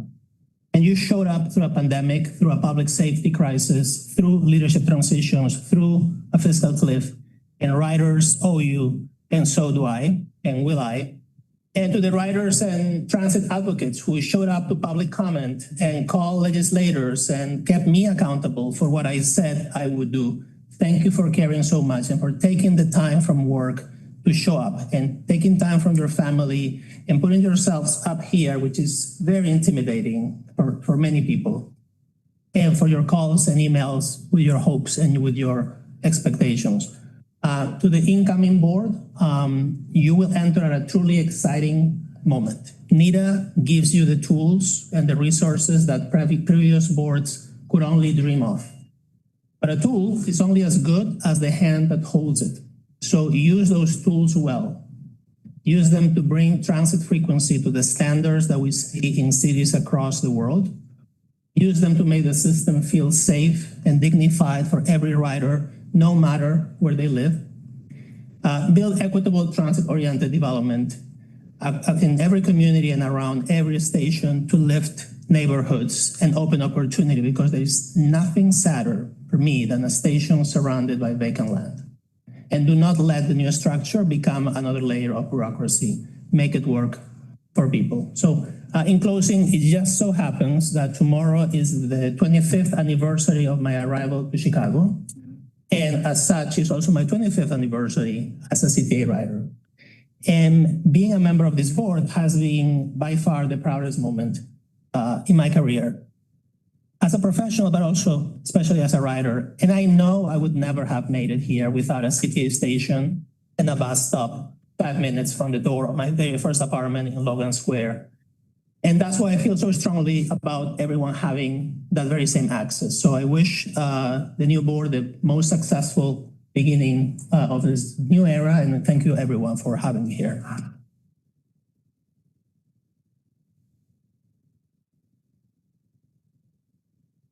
I'm going to be super short. Everything that you said and everybody else said. Plus, just thank you. Thank you for this opportunity. It's been a real privilege and I feel very excited. I'll just close with a story. I took the 72 to North Avenue Beach over the weekend, and there were so many kids with their beach toys, and that was so special for me to experience because it was a packed bus that went to the beach. Along the lines, we heard stories about folks kind of talking about what they were going to do, and I take the 72 all the time, but I had never experienced the extension from Clark and North to the beach. And it was such a pleasant surprise. You literally got off the bus 5 steps and you're on the beach. And I had 7 or 8 people from my family on that bus. And I said, I sit on the board of this. And I'm going to carry that. Among all other things that we've done, I think happiness and joy and access, where all of us deserve that, and to be part of that, and to whatever say that I have been part of this organization is something I would carry. So I'll keep it short. Thank you, everybody. Like you said, we are only here once a month, spend some hours to look at what we're doing, but what we allow, how the city runs is all on this team. And I can be proud to be associated with CTA for the rest of my life. So I'm going to be a transit advocate for the rest of my life. And I really, really appreciate that. The partnership, thank you for listening, putting up with all the questions, the curiosity. Please keep asking, can we do this differently? And let's not settle for just because we've done this in a way that we don't have to continue. So if you don't carry anything else, let's carry the curiosity to make this better every single day. Thank you.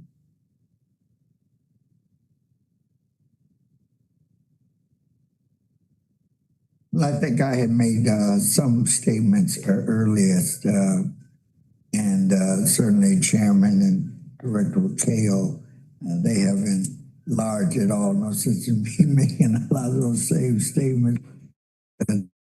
Our sentiments are the same, but I do want to appreciate Georgette, April, and all of the staff, and certainly each and every one that makes what we do.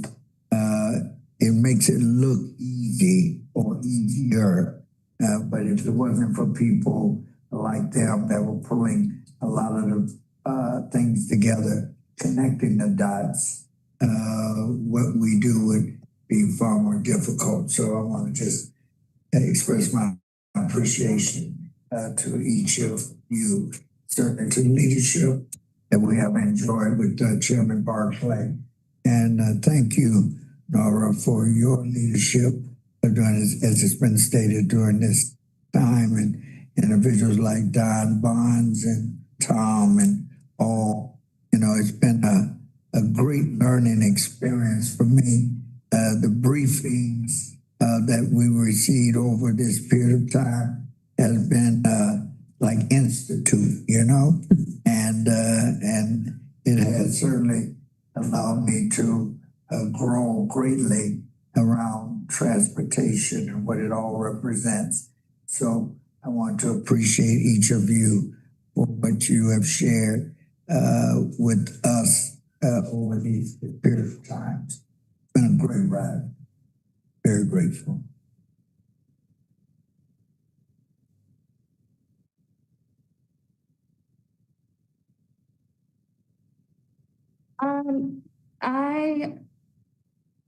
I feel I've said most of what I wanted to say. I do just want to echo that I am also humbled. Even though my time here was short, I was made to feel so welcome by everyone. So I very much appreciate all the CTA staff, all the board members, my colleagues, you know, Acting President Learson, and just being so willing to help me learn. And I hope that we continue to move forward, continue asking the hard questions, continue with curiosity. And I also am a person who have grown up in Chicago all my life, and I never thought I would be on the CTA board as a disabled person, as a Latina, as an immigrant, as a queer woman, right? I never believed I would be here. And so I just want to thank you all for allowing me to share my knowledge and my expertise. And please continue remaining curious and inquisitive. Thank you.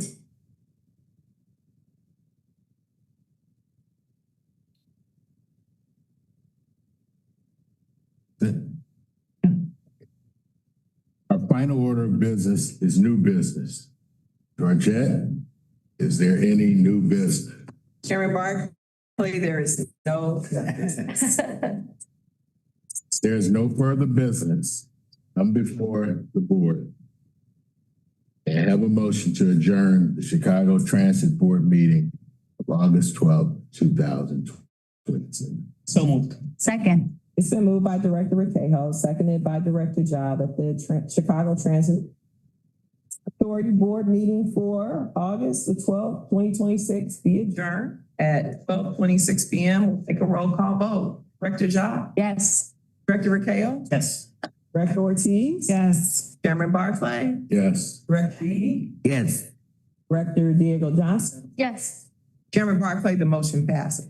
Thank you. Have a great afternoon.